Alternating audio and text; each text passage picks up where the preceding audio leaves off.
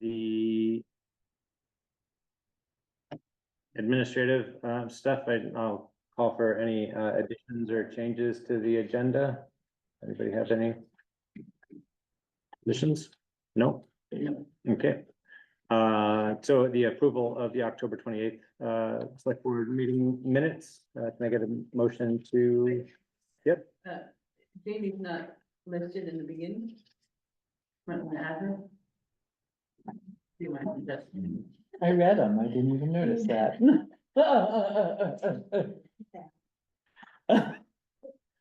So the addition I of was Jamie here. to the attendance list. Were there any other changes or modifications that stood out? So I'll move the minutes Okay, with that change. thank you. Second. All in favor? Aye. Aye. Any opposed? I-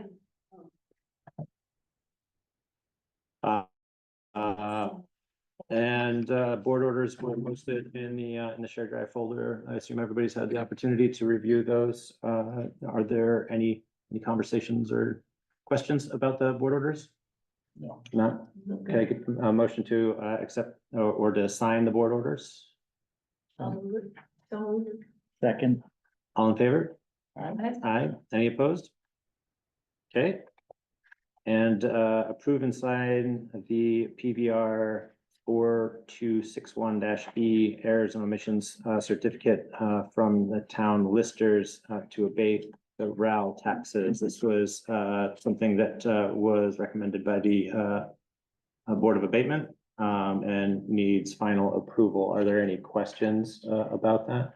Yes. I do have a quick question. So I looked at the form. It's not fully filled out because it doesn't say change from to, which I assume is okay.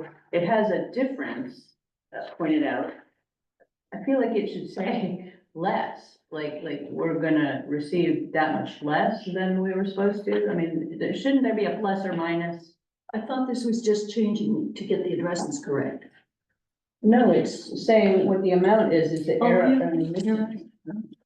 Looks like John's got a clarification. Yeah, I'm not entirely sure that this errors and omission form is the right form to use for this any more than at any other abatement.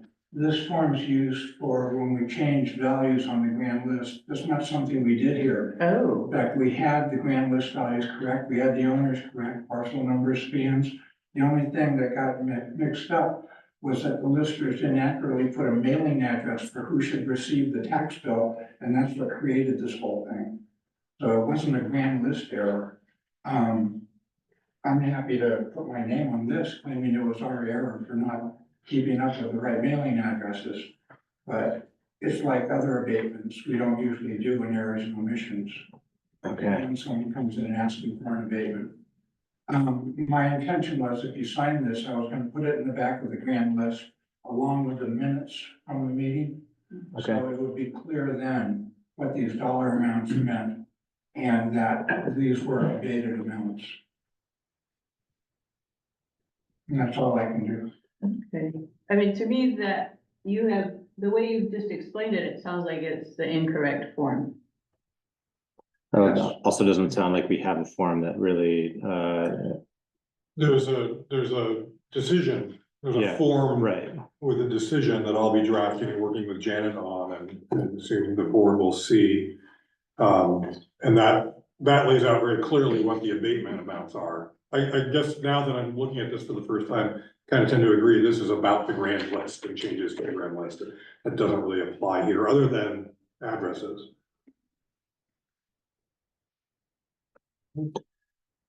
so do we want to table this until we can make the adjustments and then Why don't we do that and just review it in conjunction with the final decision from the Board of Abatement?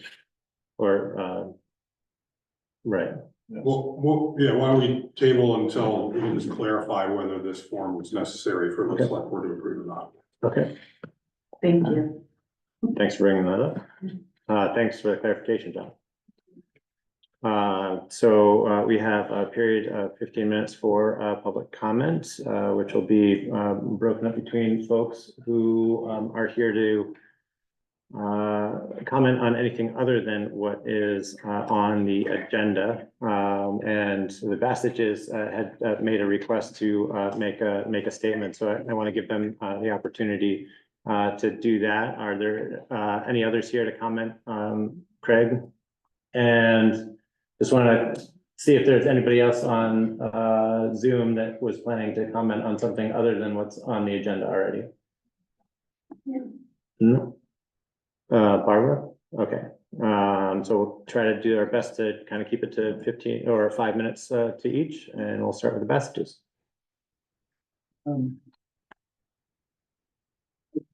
Said before in other meetings how much conserving this property means to me personally.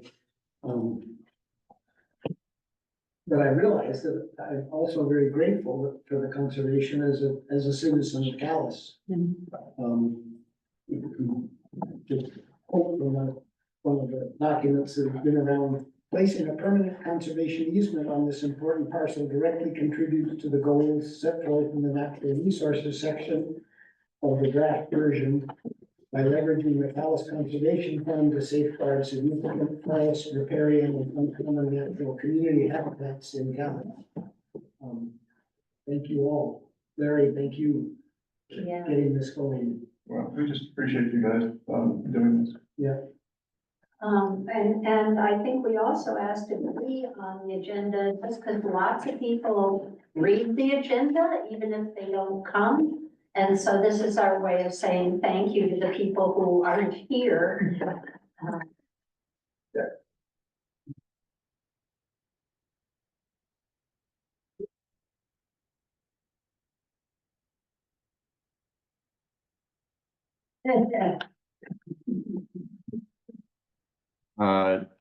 Well, thank you. And I agree. It's a great opportunity for the community to realize some of its conservation goals. And it's a beautiful property. So glad everybody was able to come together and realize this opportunity. Craig, I'd like to give you some time then. Thank you. I have a quick question before that. I'm aware that Dot Helen couldn't be here tonight and she had a statement. Will that be read out loud? That's what I was. Okay, Yeah. I thought probably. So why don't you go ahead and go first? And then I will. Okay. Okay. That sounds great. Thanks, Craig. Yeah, since Dot Helling can't be here, she can ask that these two things be brought up. She says, two things struck me regarding the last meeting, both having to do with the recent Bill Davis issue. First, I want to say that I appreciate that Jordan and the select board are clearly making efforts to follow procedure, something that the select board had not done previously. I take some satisfaction in that. I believe the matter involving myself and Stephanie Kaplan being demoted from the DRB has led to the select board taking matters more seriously and following the rules. Thank you for that. However, I do want to note that I do not believe that Stephanie or I ever received an apology, certainly not publicly, for how we were handled. A heartfelt early apology would have gone a long way to simmering down the anger and hurt feelings. Second, the matter with Craig Line was, in my opinion, kicked down the road. Here is another situation where an apology was warranted, a big apology in a timely manner. A seemingly forced apology from Bill Davis in a month down the road feels disingenuous. The delay surely precipitated the impact on Craig and other select board members' concerns. None of us knows what the private conversations in executive session revealed, but we do know that no matter who was or was not responsible, an immediate apology was warranted. Further, as I understand from the minutes, Bill's apology was for making Craig feel so threatened, it was not for his own actions.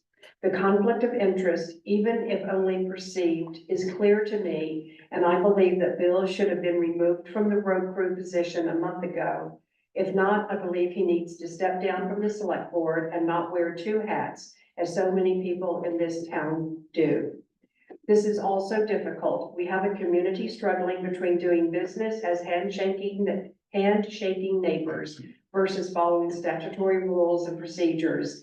It's a challenge. That's why transparency and good communications are so critical. Acknowledging our differences openly and talking about them in a timely manner is the only way to achieve a balance between the two approaches. Thanks so much for listening, Dot Helly. Thanks, Dot, and perhaps thank you, Barbara, for reading that. I appreciate it. Those are important comments, and I don't have much to respond to at the moment. Does anybody else have any comment on that?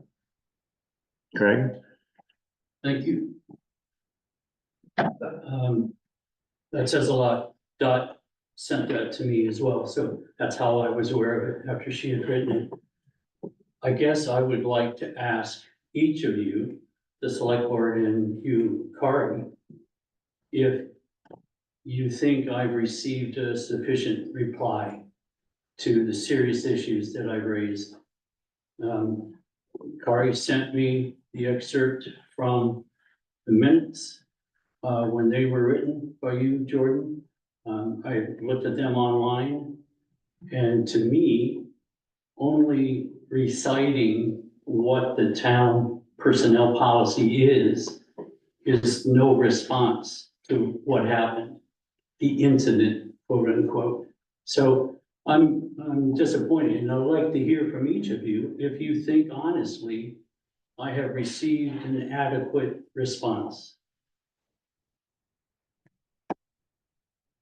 And Are we gonna do that, Jordan? If folks are comfortable responding to that, I would be happy to provide the opportunity for anybody to speak up to that point. Okay, yes, is my answer. Yes, I think the select board has had a full discussion of the issue. I read the report and on the plan of action, and it felt to me like it was appropriate the plan of action being, to review our policies, to make sure that conflicts of interest are avoided, to look again at the standards for road trimming, et cetera, and to make sure that, and to take steps to make sure that, you know, we don't run into similar problems in the future. I think it's clear from your comments that you don't think you have, and I apologize for that. I think that it has led to really good dialogue amongst us. Good dialogue I've had with fellow select board members and other community members. I think we've taken the appropriate actions, and are all, you know, sorry that you experienced this. But that, yes, I think we've followed through and taken the appropriate steps. Yeah, I would agree with the rest of the select board on this, and folks who have expressed their position. There was a lengthy dialogue. There was an effort to try to move through it as timely as possible, and do it with as much transparency as would be appropriate for reviewing any personnel matter. You know, I think early on I expressed the appropriateness of receiving an apology from the select board, and I believe I did on behalf, kind of speaking up for everyone, and before we had a chance to really work through the conversations that we needed to work through. I hear the concerns for sure about conflicts of interest. I think the procedures were followed relative to our personnel policy. It raised issues that were related in circumstance to yours as well that need to be addressed, and there's gonna be an ongoing dialogue about that, but that's about as much as I'd feel comfortable committing to at this point. So that we can afford the opportunity to revisit that at a more comprehensive level. But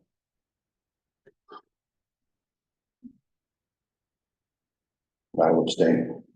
I assumed. My response is yes.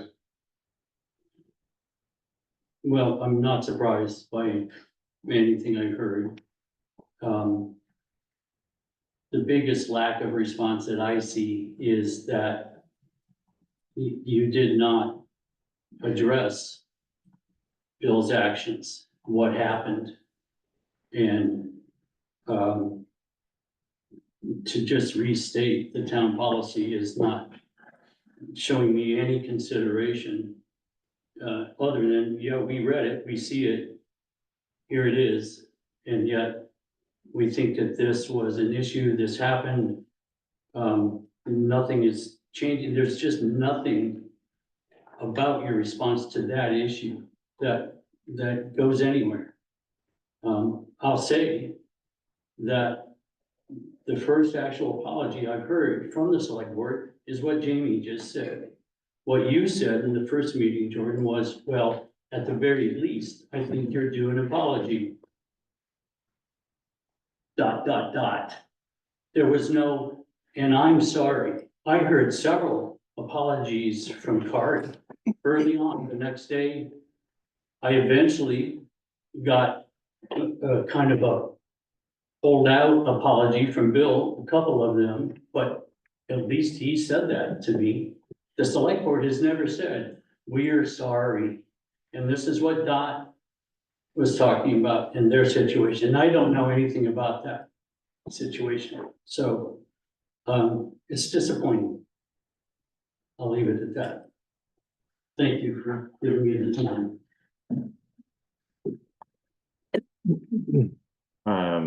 Okay, thank you, Craig, for the comments. Like to move on to the next agenda item, or the first agenda item for tonight, which is the consideration of wreath making to be hosted at the town hall. Has everybody seen the details? That's been removed. Oh. There Oh, was an email that went out earlier. Sorry. They've withdrawn that. my apologies. Just a question about that. I'm curious as to why we had to approve it. If people want to use the town hall, don't they just book it? Our insurance does not cover that kind of activity in the town hall, so it has to go through Friends of the Calais Town Hall. They have to do it as a rental in order to have insurance cover that event. So that's why, So what bumped it into that category? the fact that it was not a town sanctioned board, committee or commission doing a town governance action here. It was a group of citizens wanting to do a holiday event. Thank And you. correct me if I'm wrong, it's also because it was downstairs. If it had Yes. just been an upstairs rental. Yeah, that's Same correct. deal. If it had been upstairs, The no Friends select board different. involvement, but the downstairs is considered the municipal center. So for downstairs, there has to be a contract and the select board. That's Yeah. correct. And so, and that's part of the town hall, the management agreement that you guys sign each year with Friends of the Calais Town Hall. Yeah. Thank you. Good explanation. It's so educational. So the whole thing's been withdrawn? Yes. Yes, they're gonna do it elsewhere. Delete. Love that. Delete some. So the next item is the traffic ordinance then to take up, and there was a clean version of the ordinance that was posted to the shared drive, which has the modifications that we've been discussing over the last couple of meetings, and also Would you like me to state specifics of that? sure, Sure. yes. So the changes since last time are, we added the table at the end with all the road names and information, and then based on the request that was made at the end, we reduced places where there's multiple road names down to a single road name for clarity. I think that is an improvement. And then the other piece that's happened in the last 2 weeks is, with Barbara's help, I emailed over 20 folks who live in the Adamant area. We got 13 comments back regarding the signage in the village, and it was mostly positive. So that's the summary of where we're at. Rose raised some interesting points right before this meeting that I saw. Do you wanna? Under Article 6, Mhm. loaded vehicles, did you see the email that I sent? It doesn't say anything about, weight restrictions, and I know that there used to be a weight restriction on Lasco Woods Bridge. The annual spring weight restrictions where all the roads gets posted. I think it's April 1st to May 15th or something like that. And then the third part is each year, the town issues, truck excess weight permits. And so truck drivers or trucking companies can get by. I didn't hear the truck. Excess weight permits. The town issues them. The town issues them, so that should be part of the loaded vehicles, because it's all to do with weight restrictions. And so people have to apply annually for an excess weight permit. I think I can respond to a couple of those, which, the bridge weight limits are on the state website. I know that in the bridge inventory. And then, the spring, restrictions are also posted on the website, the state's website. So I think we as a town have an opportunity to adjust those dates annually. And probably that's why the logic of not having it in the ordinance, because it's not easy to just change an ordinance. But I'm just guessing, I'm speculating. Well, I think the ordinance is so old that maybe roads didn't used to be posted before. Thank you. Because if you read what it says under Article 6, it really sounds like some archaic language. It's really about insecure loads. You know, like you can't spill anything off of your load. It's really kind of funny. You know, doesn't it? Yeah, you have to secure your load. Right, Article 6, it looks like it's not addressing the weight at all. It doesn't talk about weight, there's weight restrictions, and, you know, quite frankly, quite a lot of, logging companies work in the winter, and so they like to bring out their logs, and so in the springtime, I know in years past, they've called the road commissioner to say, if we get this load of logs out in the morning before the roads really warm up, you know, can we do it? So there's been a little bit of give and take, you know, with that, but, you know, heavy logging trucks can really do a damage in the spring.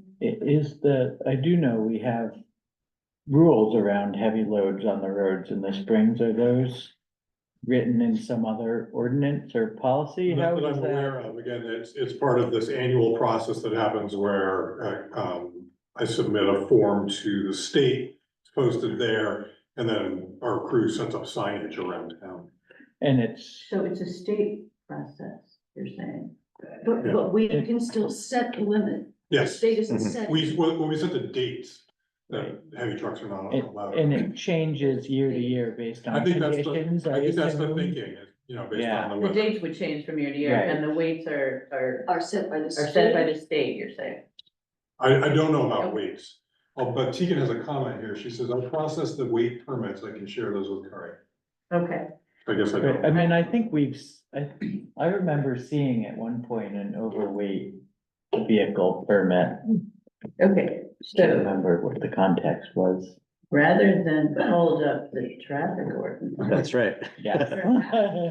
Uh, This can go, to that committee we've got. That's exactly what I was going to say. So, you know, taking up the traffic ordinance, was always intended, to go to the ordinance advisory committee. But we wanted to take up a couple of issues, in advance to, be responsive to the requests, about Lightning Ridge, and then also some signage and Adamant, because it seemed like, there was an opportunity to do that. And knowing that it would be put on the charge for the ordinance advisory committee, I think what we have the opportunity to do is to note Article 6, I agree, there's plenty of language that I think, could be updated and modified, so we'll keep a running list, of those and include that feedback to the Ordinance Advisory Committee. In the meantime, we, thanks to, Ann's homework, we found, an appropriate way to take up the changes that are being considered for tonight as two separate motions. Shall I move to divide the question then? Yes, please. Okay, I need to divide the question so that we vote on the speed limit on Lightning Ridge Road separately from the rest of, well, we don't have a motion. Actually, we need a motion for me to divide, sorry. Right. Okay, I move the question. Move the question to adopt the road ordinance as modified. With the speed limit adjustment on Lightning Ridge to be 30 miles an hour, except for where it's posted already as 25. And the adoption of the table as Appendix A. I'm moving it as written right now. Yeah. Oh, you Yeah. didn't say. I'm just summarizing. Oh, you said, Change it, yeah. I'm sorry. And or just at the signage, the yield signage for Adamant. And the table. And the table of roads as Appendix A. So if I I will could, second that motion.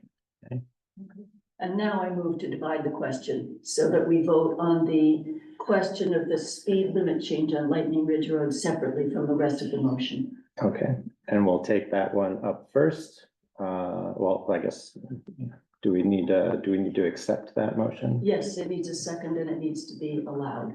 Yes. Bill, how about you second that? I'll second It's fine, but still let me get my vote. And I guess technically, since I moved and Jamie seconded the original, I'll accept that division of the question. Sure. Oh, yeah, great. So I'd like to take up a vote to consider the Lightning Ridge speed limit reduction to 30 miles an hour as it's currently proposed. A second for that. Second. I don't And think it needs to be a I've separate already motion. moved to divide Okay, the question, yeah. so we're just gonna move that piece. So now we're discussing that piece. is there any further discussion on that item? Well, Oh, I don't need to say more than I said at the last meeting. I'm fine. all right. Well, what Ann said at the last meeting made me go back and look at the report. And it certainly does say the 85th percentile is 34.9 miles an hour. But then I read that whole instruction book you sent earlier that has all the ways, all the factors you're looking at. And there's this 10 mile an hour pace speed, which is 20 to 29. And it looks to me like 58% of the traffic is in that band, that speed band. The modal speed appears to be 27 miles an hour. The mean is 28 miles an hour. So all of that seemed to me to support the 30 mile an hour limit. Thank you, Christine. Yeah. That was my reading. And I would tend to agree in consideration of other characteristics of the road that the adjustment is warranted. So are there any other questions or comments to register with the speed limit change? So we'll call for a vote then. All in favor of the reduction of the speed limit to 30 miles an hour? All in favor? Aye. Any opposed? Yes, nay. The motion carries, and then we'll take out a motion to accept the rest of the changes as proposed. Can I get a motion for that? Well, I guess we don't need to. It's all right. So is there any further discussion about the additional changes? After we're good. Okay. Yeah. I did want to acknowledge that there was a little bit of a difference of opinion among the Maple Corner folks about like where they wanted the signs and stuff. Adam, Yeah. Thank you, Adamant. yes, yes, some of that support was couched in, Yes, I think there's even a better way, but yes. So are we just gonna go with the concept one? Is that what the draft ordinance says? Does it follow concept? yes, it's just the addition of one yield sign is what the ordinance refers to. That concept also includes 3 pedestrian Right, slow, right. And which are those not in subject to the ordinance, we can do that, and then you've already decided that we're going to add speed Yes. detection signs up further on the road, on Yes. Haggett and Adamant Road, Yes. so, and the other thing I would say that is not set in stone, we can Yes. change if we Of course. feel deserve a change. Okay. But it looked from the emails, the responses to the questions that you forwarded to us, that most of the people in Adamant were feeling like this was, Yeah, I thought 11 out of 13, my interpretation was 11 out of 13 supported. About half of those 11 said, well, you think about doing this as well, or, right, okay. but they just generally support. And Carrie, just for clarification, you just said the ordinance says adding 1, but it looks like we're adding 2 yield signs at the 2 different places. Haggett Road and Sodom Pond Road. Oh, yes, thank you, I forgot about the Sodom Pond, Okay. that's not quite in the Okay, motion. okay, I don't know that anyone commented on that, because it's just a no-brainer. And okay, Mhm. great, So thank I'll you. call for a vote then, on adopting the road ordinance as currently proposed. All in favor? Right. Aye. Any opposed? Great. Great, so I brought a clean copy, thinking you might adopt this. Because I wanted you to sign it tonight so that we can follow the process, which is to post this in the signed, ordinance in Right. 5 places. Right, We need to post in a newspaper. I don't know if this is like a classified, I have to research what this looks like, but warning the town that you've adopted this change, and notifying people that they have 44 days to submit a petition to disapprove. does Tegan know? Mhm. I think she's saying I can help with that? Yes. Kari, I thought, help me if I'm remembering correctly, that Front Porch Forum can count as a newspaper? Oh, Does anybody remember that? It does not. It does not, okay. I don't think in this particular case. yeah, I would go back to your rules of procedure and your, public notice, I think is the time to organize it. I think it would make plenty of sense to post it at front porch forum, but, I think we're Yeah, obligated to do. That was my last point, was that, I'd be willing to draft something and maybe work with Jordan to get a message out there that'll be seen much more broadly than classified event. And then I guess the only other comment I have is signage. So we have a sign count for making the change in addition to a couple of additional ones that we thought at the time made sense. It was somewhere in the neighborhood of 6, I think, 30-mile-an-hour speed limit. So I guess even though that we technically have this period of seasoning the ordinance, it likely makes sense to go ahead and purchase those signs so that we're prepared to install them. And should there be a petition that is successful, I think there's plenty of need for some of the 30-mile-an-hour signs to be updated. So I don't think that would be a fool's errand. Okay. Does that sound about right to everybody else? Yeah. Okay, great. Well, thank you, and yeah. Now, a couple of anecdotal things here. Excuse me.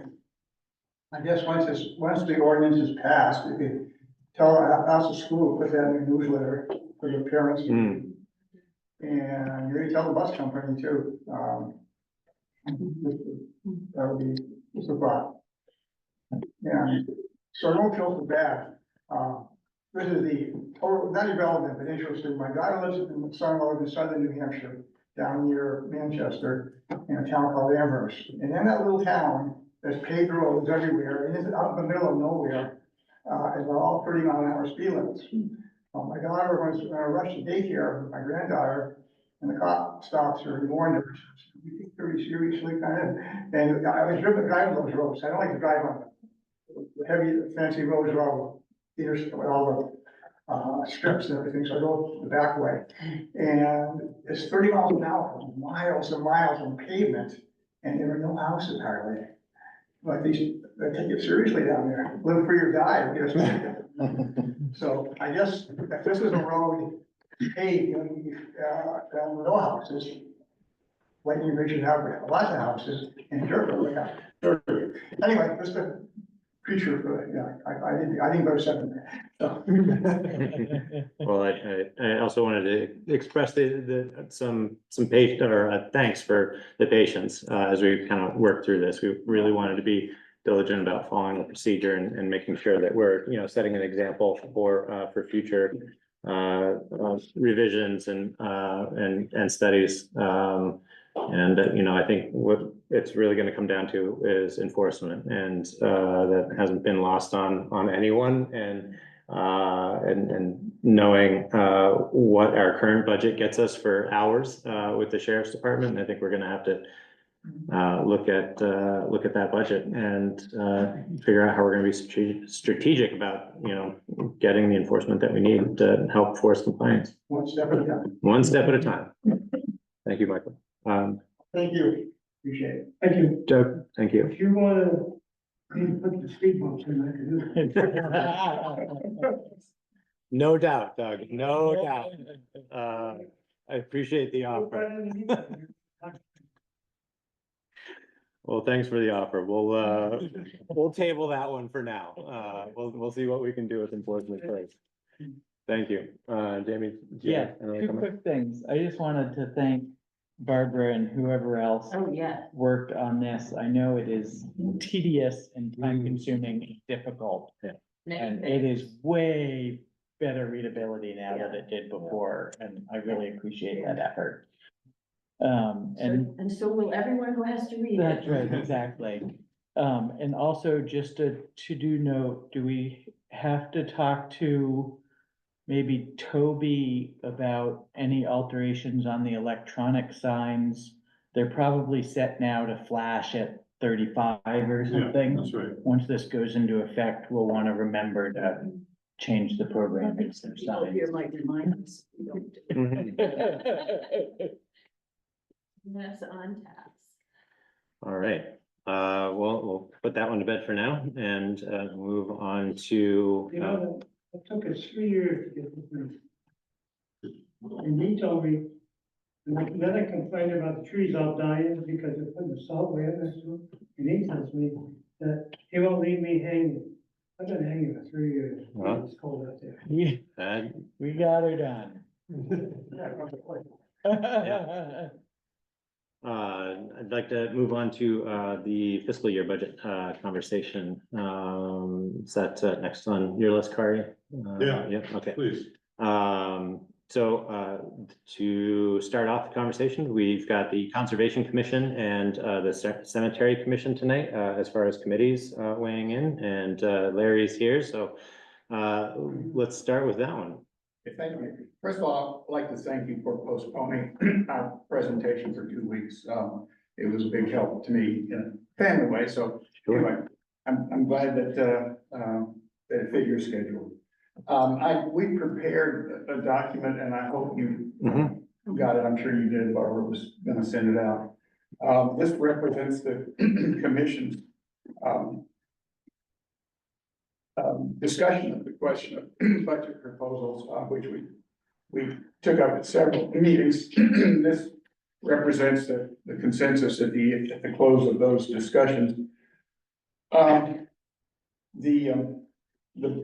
budgets that we're proposing is bigger, obviously, than the prior budget for this fiscal year. But part of it represents a request to put some things back in that were taken out last year. That's the first item, the recording secretary's wages. You may recall that we've had this in the budget for quite a time, and outside people had, taken the job periodically, and we got really good detailed minutes when we had, a couple of those people doing it, Candy Smith and especially Katie Lane Carnes.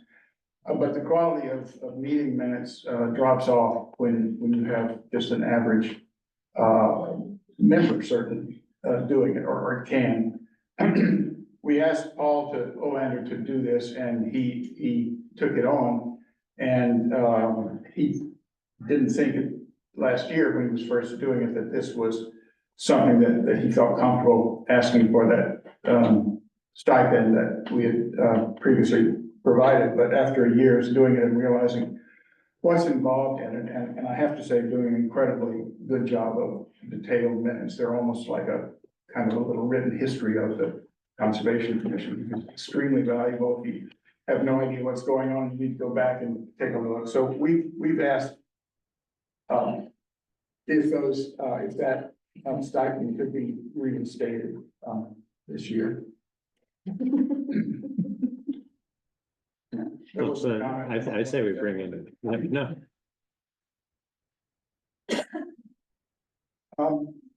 The education and training, has been a fairly constant item, and we haven't used it very much.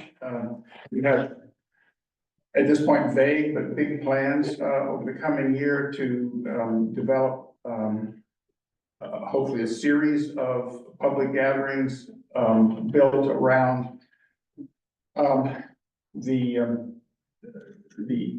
state, urged policy now to work as hard as we can to find people who are willing to do, what Scott and Charlotte did. And hopefully in some of the really, high importance areas, particularly along the west side of the town where those big interior forest blocks are. So the CC expenses line down below that.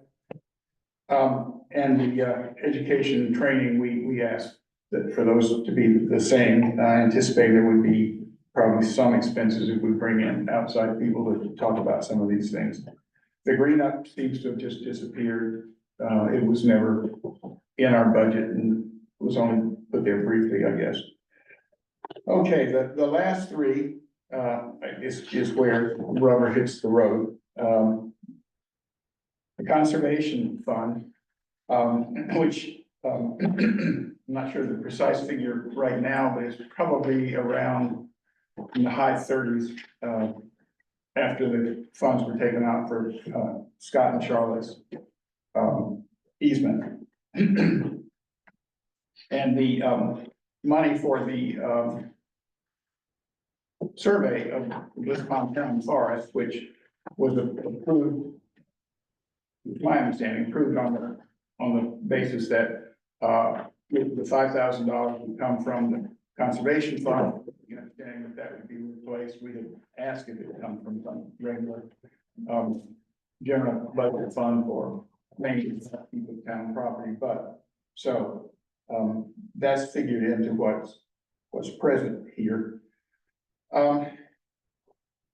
What we're basically asking, because we think it's important to build the fund back up. It's previously been at fairly high levels, which turned out to be really important when, the Armstrong farm came along, and that was a $30,000 shot. And then the Memorial Hall came along, and that was a $50,000 shot. It depleted the budget, of the conservation fund quite a bit, and it has built back up. We don't have any, at this moment, we don't have any, concrete, properties that we're trying to move forward through this process, but that's not unusual. You don't often know about them. That's been the historical practice for many of these properties. I think like Scott and Charlotte's property. I mean, I knew about it because we've talked about it over the years. But there have been a long period of time when there was if my memory holds correctly, in the neighborhood of $100,000 in that fund, and is considerably less than that now. So what we're asking, and I hope this accurately reflects what has happened, is that for this year, we're asking for $10,000, but that $10,000 represents the reimbursement of the $5,000 that was approved, combined with another $5,000. So that's the only hard money we're asking for toward the conservation fund this year. We added our hopes that the town might, that we might, as we go forward, at least if we can find willing partners for some of these important conservation easements, we hope that the town might be willing to consider this important enough public benefit that it could be raised, but that's not precise. Well, obviously, we can't ask you to budget for FY 26, but this is what we're stating our hopes for the future. Should I stop at these or just go through? Oh, Well, I have a question about the equipment. okay, no, I meant, should I stop and ask questions about each thing? No, I think let's roll through the rest of the items and then we'll, Okay, all right. we'll have a discussion with the board. Deal with those relatively quickly. The Mhm. Lakes and Streams newsletter, the Conservation Commission is again a big supporter of that document, and its continued availability in hard copy. Last year, you authorized $750 toward that document, and then you, Ann pointed out the $250 that's in the CC expenses fund. We didn't have to ask for your permission if we want to consider that a Conservation Commission expense, we could, and so we did and contributed $1,000 to what ultimately turned out to be about a $1,600 project. And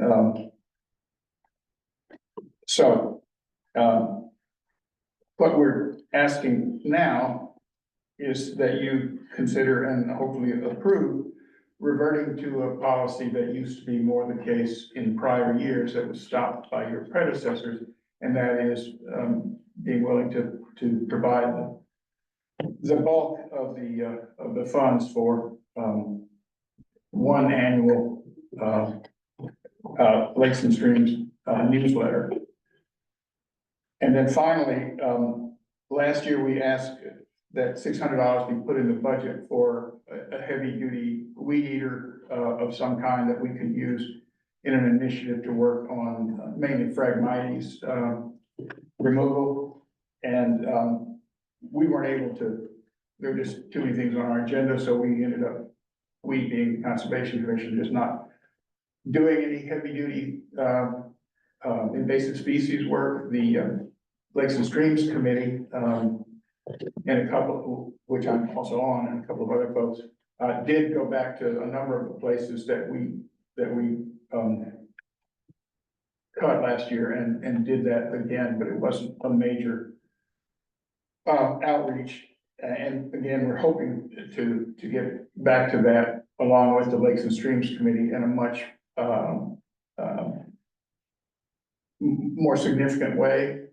The Phragmites is taking over the wetlands along many of our streams, and I recently saw a thing that indicated that is it the wood turtle? I apologize, I get confused about that. That's on the endangered species list for the state. And one of its primary habitats, I think, is Cougar Brook, and Cougar Brook down on North Calais Road is just a nightmare on both sides of it.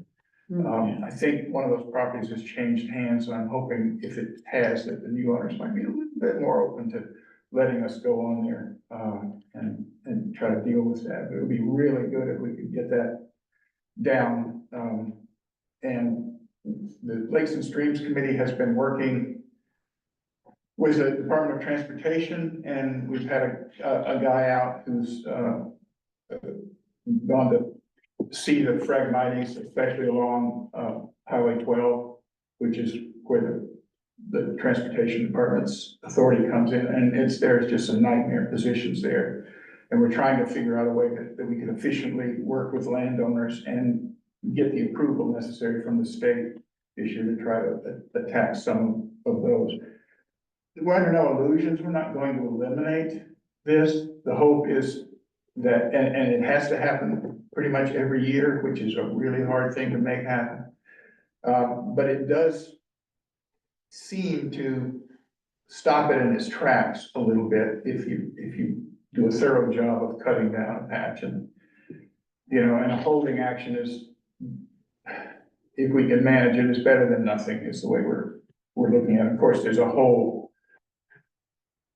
long list of invasive species that either here or will be soon, and so, but because this is such a damaging thing to the waterways, it's been a priority for us, so that's why we're asking for that. So that's the total of our requests for this year, and we may not have taken Barbara's help, friendly advice to us, when she notified us of this, but we felt it important to ask for what we thought we really needed, so.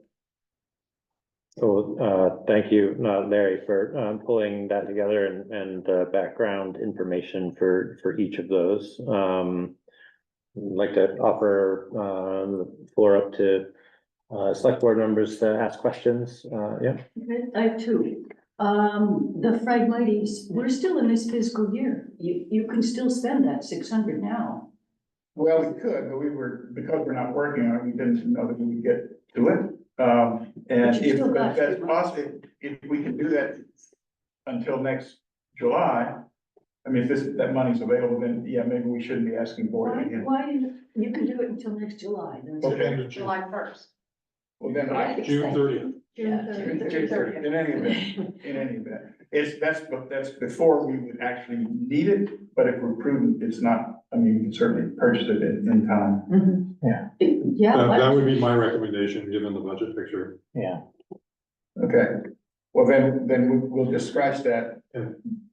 with the understanding that this is still available, which is not unlike, in a way, the $5,000 for that survey, which still has not been paid because the work has not been done. But she's indicated that next week she's hoping to get the corners set and the lines marked and the plat prepared. So I'm hoping that we can finally have something done on that. But you had a second question. I had a second question, and that's about the newsletter. We had a conversation last year about not sending it out to every member of the public, but doing some of it electronically and having some available at the stores. Mhm. Did you decide for some reason that's not what you want to do?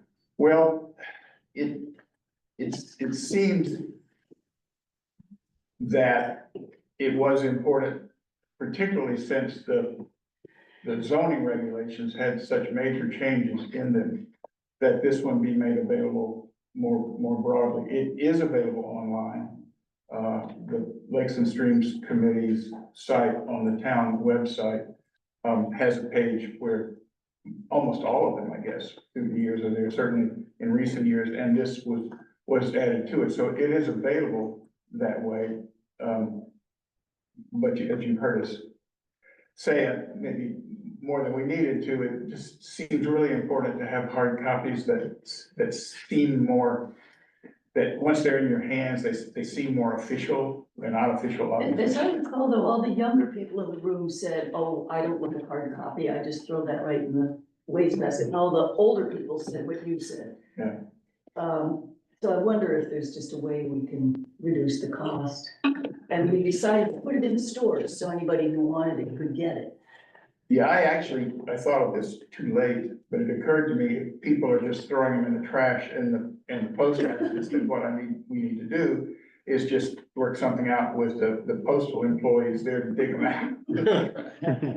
And find a way to reuse them or get them into people's hands. right, or have a little, I know with the Hardwick phone book that everybody gets in the mail, often by the end of that week, there's a big stack of them on the counter by the mailboxes. Yeah, and that's what You could somehow encourage that, be doing in the stores, yeah. where there is a post office. And, for example, maybe corner store, just have someplace over on the Right. side where there would be a stack of those, but I take your point, I mean, you know, if you, I can't call the figures off the top of my head, but obviously if you cut down the number of newsletters you're printing, then you're gonna cut down the cost. This, was for the full run of 800 and something, as I recall. And did it include postage? Because It does, if you were to just plant them around town so people could get them, you'd save that amount also. Yeah, it did include the postage that's done through the contractor in town with the printing office that, based on the addresses that, we get from Barbara in the town office. So it was, I think it was a little over $1,600 is what the, That's what you have in here. yeah, the 1,600 isn't, that wouldn't have totally paid for this past year, but, you know, we can, there are some other groups and individuals we can try to get some money from. I've got a quick question.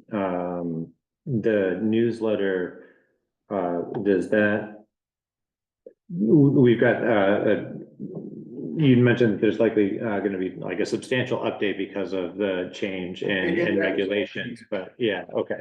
So that's already been included in the most recent iteration. So is there a significant change year to year in the content?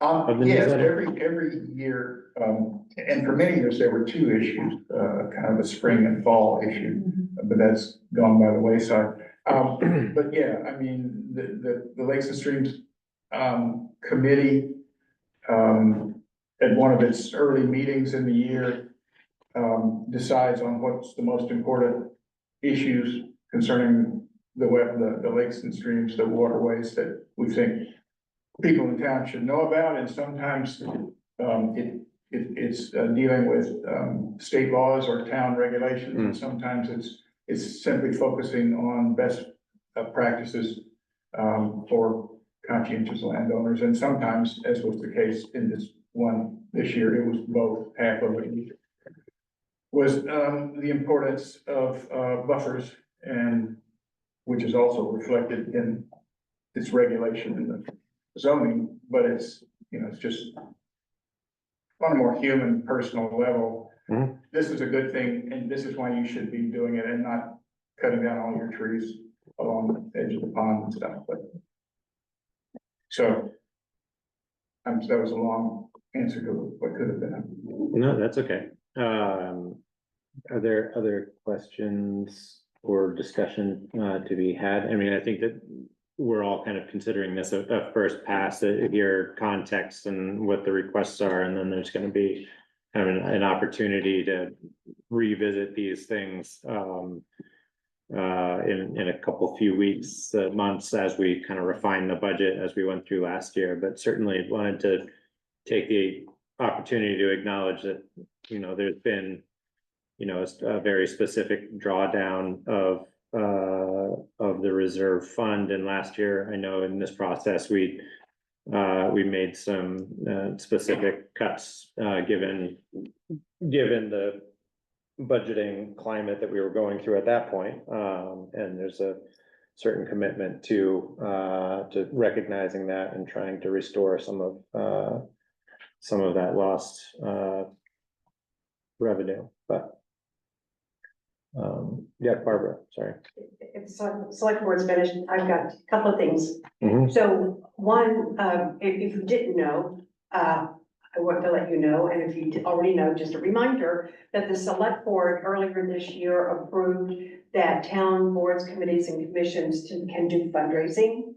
And so that's something that's available to the Conservation Commission to do fundraising to town voters and taxpayers and citizens. If they want to financially support the Conservation Commission, you can do that. And I personally would be happy to help you guys. I've got 30 years of fundraising experience.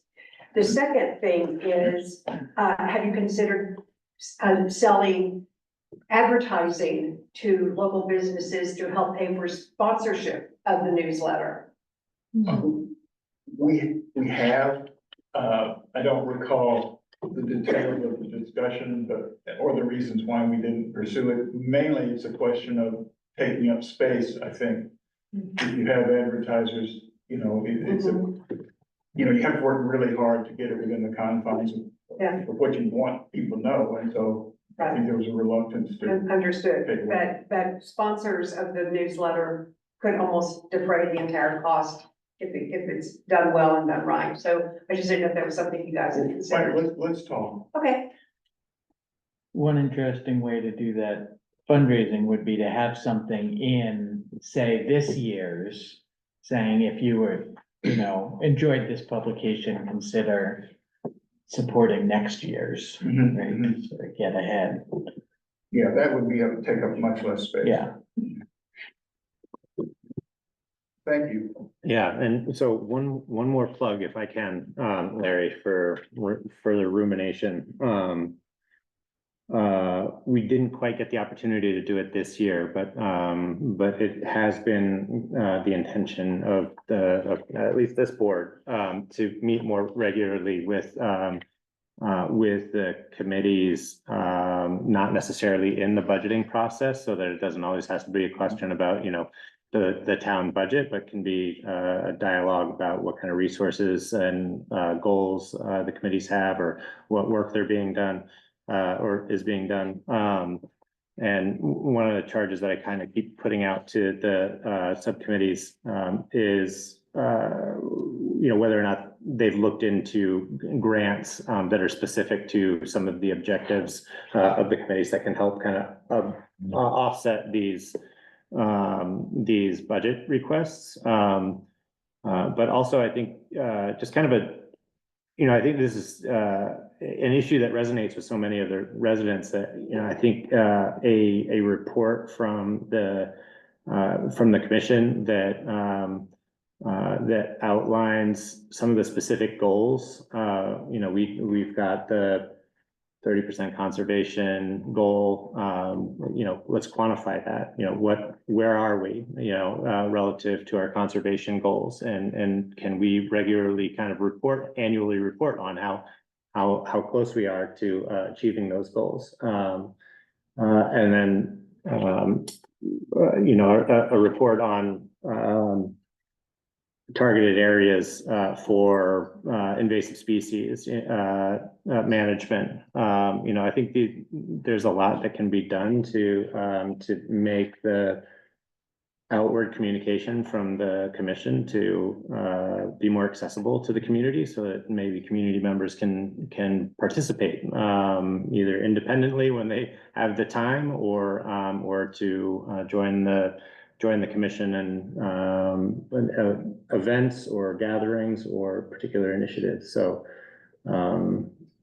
we'll stay tuned for We're next year. optimistic this year that we can be more public outreach oriented than we've been for years and years and years. And the town plan, which I know is still a long way from being finished, if it includes at least most of the things that we urge that be in there, it will kind of frame it. Just the basic importance about the science that explains why certain areas do need to be protected more than others, for instance. If you're steeped in this stuff, you kind of assume, well, everybody knows that, but everybody doesn't know that. And then a discussion about the very difficult question of, can we actually conserve properties?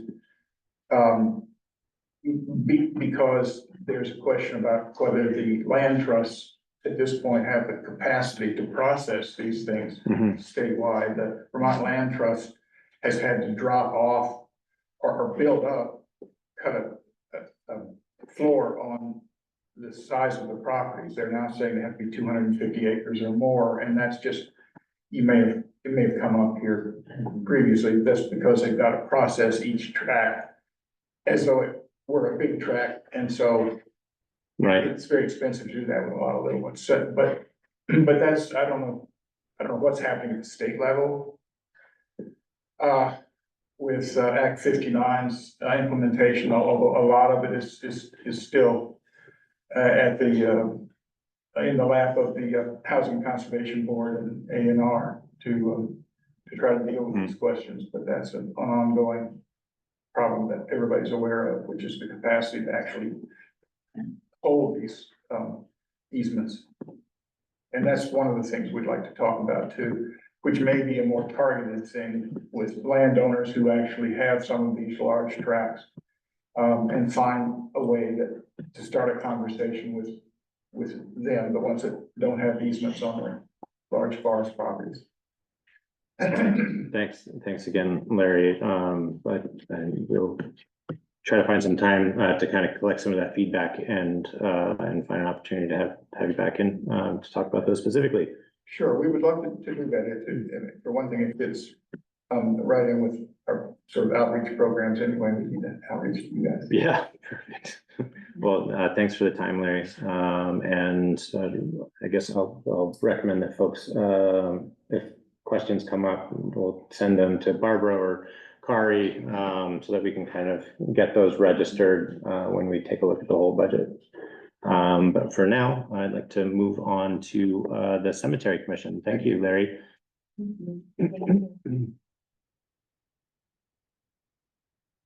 Yes.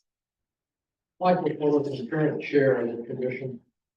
All I have to say is if we don't get the money, we have to let it come these out.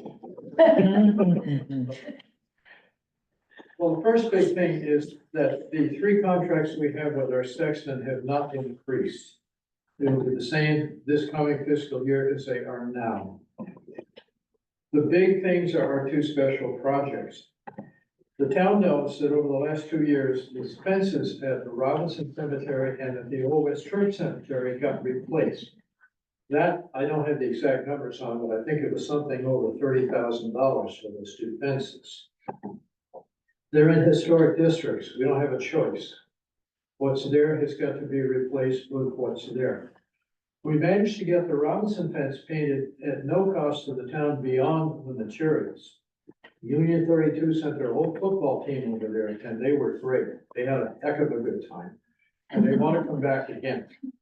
So we hope that they're going to come back for a couple of sessions and paint the fence at Old West Church, which looks great, by the way. It's a lovely fence. It's a very complicated fence. So we have got in our budget $10,000 to paint that fence, which is probably might not be enough to paint that fence if it had to be done with hired labor. If the U32 team comes over and they paint that fence and other people show up, which they have, we've got that money not used. It'll simply roll over into the next year's budget. We could take it out and hope that we get the volunteer labor to do it. But if we don't, we're gonna have to hire somebody. We are charged with maintaining the fences, and if we fail to do that, whether you guys realize it or not, we can all be fined $400 a piece, failing to maintain the fences. Those 2 fences died from deferred maintenance. The other expense is the wooden fence at the Amesbury Cemetery. We wanted to put up a post and chain fence. The posts are already there. Maybe the most unfortunate word we use is plastic chain. Yeah. Which, until you walk up and touch it, you can't tell it's not an iron chain. People complain. A couple of people came to our meeting and vocally complained, this has always been a wood fence. We know the people that used to build and maintain that fence. We want them to stay the way it was. So we did a survey. We got 91 responses, and somebody told me that's an incredible number of people for a town this size. 2/3 of them said, we want a wood fence, we don't care what it costs. So this is our budget, we put it up at town meeting, if people don't want to pay for it, they can tell us they don't want to pay for it. But that's what it is for now. So I guess the big question is what you, the board, decide should be done with that $10,000 painting estimate. Do you want to leave it in there? And if we don't use it, roll it over? Or do you want to take it out and hope that everything goes well and we don't have to retroactively ask for money? Other than that, supplies, in anticipate the cost of paint, brushes, rollers and so forth for the painting. And the miscellaneous, we raised a little bit because the last year or so, we had a bunch of things that happened we didn't expect. Like trees coming down across the entrance to the Poplar Cemetery that had to be cut out.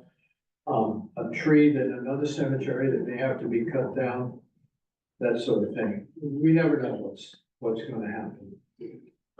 And the note on burial expenses, we have given up budgeting for burial expenses. We don't know who's gonna die or how they're gonna be buried. But the fact is, we pay our section less to bury somebody than we charge to have them buried. So we actually make a little bit of money on burial. So there's just no way to put it in the budget and know what it's gonna be. Assume that if people continue to die, we're gonna continue to make money. Wow. Fundraising- Hard to argue with that rationale, I guess. As for fundraising, you're talking to Larry about, I don't know what we could do, planning to die, consider Calais as your final rescue. So that's basically what we've got. I think the $6,800, the taxpayers say they want to spend that, so we put it in the budget. 10,000, I'd like to hear what you guys say. We meet on the 20th of this month for the last time this year, so finalizing it. Let Ann go first and, yeah, and then, Kari and, yeah. So the 16,000 is for the cemetery fence?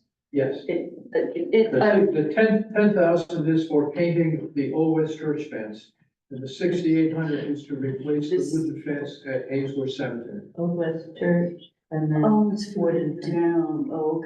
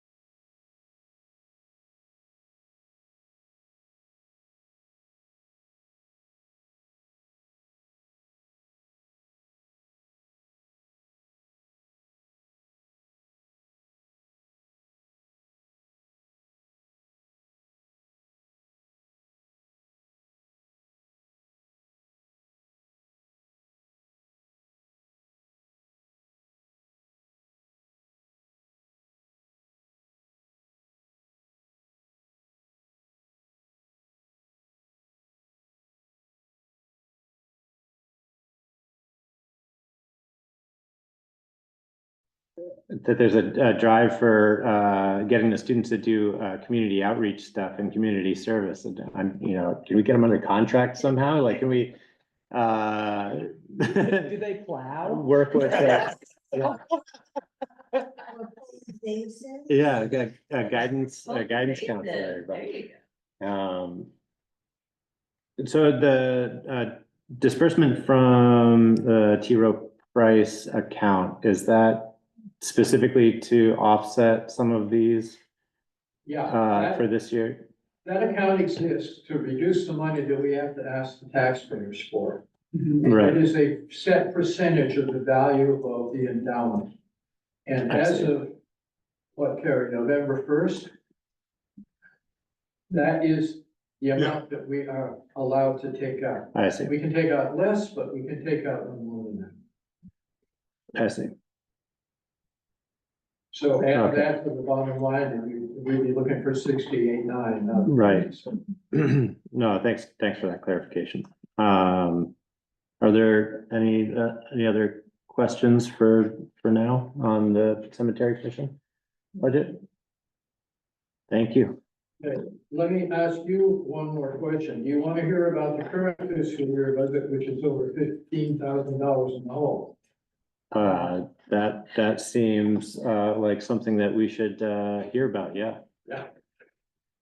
That is a result of two big bills that we got that we did not anticipate, one of which we probably should have anticipated. Some time ago, before I was involved, there was an agreement that the sexton would take one cemetery every year and go through it and clean stones, set up fallen or tilted stones, and repair broken stones. Apparently, nobody ever told him that he should clear it with us first. We got a bill for $6,300 for doing all of that work in Poplar Hill Cemetery. It looks great, it needed to be done, but we didn't know it was being done. The second is a bill for $9,300 we got for buying and installing corner markers. When we sell a plot, we require that there are corner markers on that plot.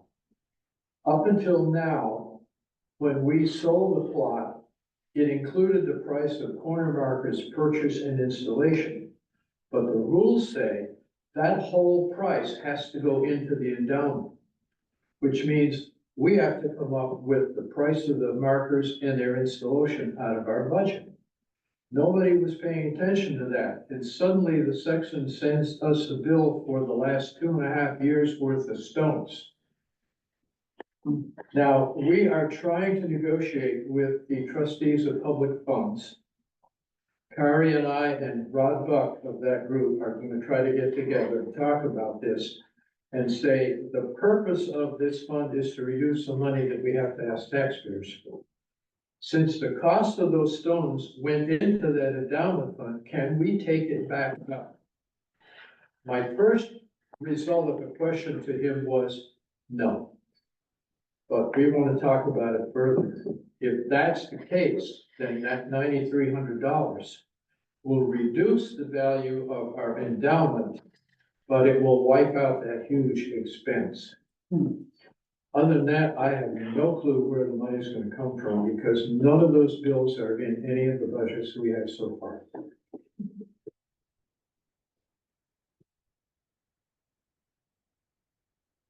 Moving forward, do we need to be capturing that in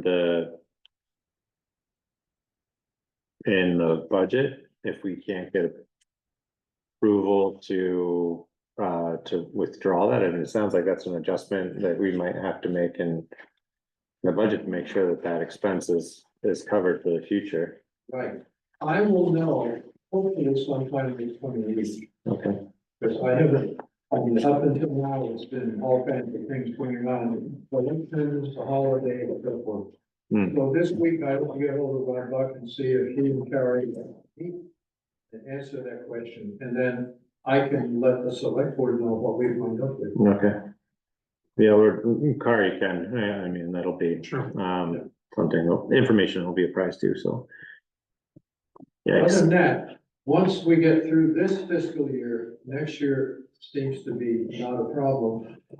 Assuming we don't get any hurricanes or zombie apocalypses.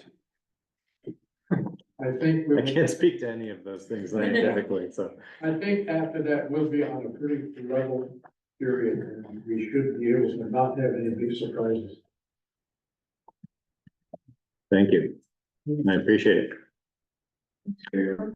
And yeah, absolutely. Thank you for the work and thanks for digging into the budgets. And finding, bring those things to our attention. And any decision is what the board thinks about that $10,000 painting estimate. I mean, ultimately, I guess it's our decision. We can put anything we want in there. The voters can either say, yeah, we'll pay for that, or no, we won't. But we'd like to know what the select board thinks about it. Everything I heard from various people with any knowledge of how it all went down was that they really enjoyed it, the school was really happy with it, and they intended to do it again. My inclination would be to cut that 10,000 from the budget on the assumption that we could, If not Get them, them some other back. team. right? Yeah. Or at least a portion of it. Yeah, and you know, I think we're dealing with a fairly acute issue of deferred maintenance and there's still some outstanding decision to be made, I guess, by the town. I think that the idea of a split vote is an interesting one for town meeting. And that would, you know, kind of play into the need for regular budgeting for painting, because that would be a whole new wood fence. You know, I think, you know, knowing that fences don't need to be painted annually, it would be good to see, you know, some sort of maintenance line item that kind of amortizes those expenses over multiple years. So it didn't have to be, you know, a $10,000 consideration this year, but then probably not again until another couple of years forward. I think it just kind of would kind of even out the budget a little bit. And if there are other maintenance issues that there are already expenses that come up, like the $6,800, it can kind of take all of that into consideration. But, you know, that's not necessarily a judgment on whether it should be there or shouldn't be there this year. You know, that's just kind of my observation at the moment. Well, if I can add one thing, I was thinking about this a few days ago. What would be the reaction to the idea that we add another amount in our budget every year to go into a maintenance fund that would not be touched by anything except maintenance? Yeah, So if we put in $1,000 or $1,500 a year Mhm. for 5 or 6 or 7 years, the next time somebody needs to replace something, there'd be a fund there. Right. yeah, It would not come out of any regular maintenance. yeah. That's a very good idea. I think that's a great idea, and you know, I think creating a fund like that, one, gives line of sight on, you know, any kind of accrued balances. It, you know, it kind of earmarks funds that can be put towards that, that can be offset by volunteer labor. And if at some point, you know, it looks like there's enough of a balance to carry over, I think that's a great way of handling it. And certainly is something that we can create. As you're describing, it's good to have predictable, consistent Yeah. amounts. And with these special projects, you know, large amounts, you're having this fund can really help with that. Yeah, Because if I said, once we get this other fence done, we're gonna be pretty level maintenance for a while. So if we were accumulating X dollars a year, Yeah. hell, but you know, to your point, the maintenance of the stones it's a requirement. I don't know exactly where that obligation falls, but I'm familiar enough with it, you know, I know folks that perform maintenance, and that obligation, I believe, falls on the town or the property owner, essentially, to make sure that the monumentation is maintained and in good condition. So, you know, my guess is at the very least, there's gonna be recurring costs, of having to perform that maintenance, that we're gonna have to account for.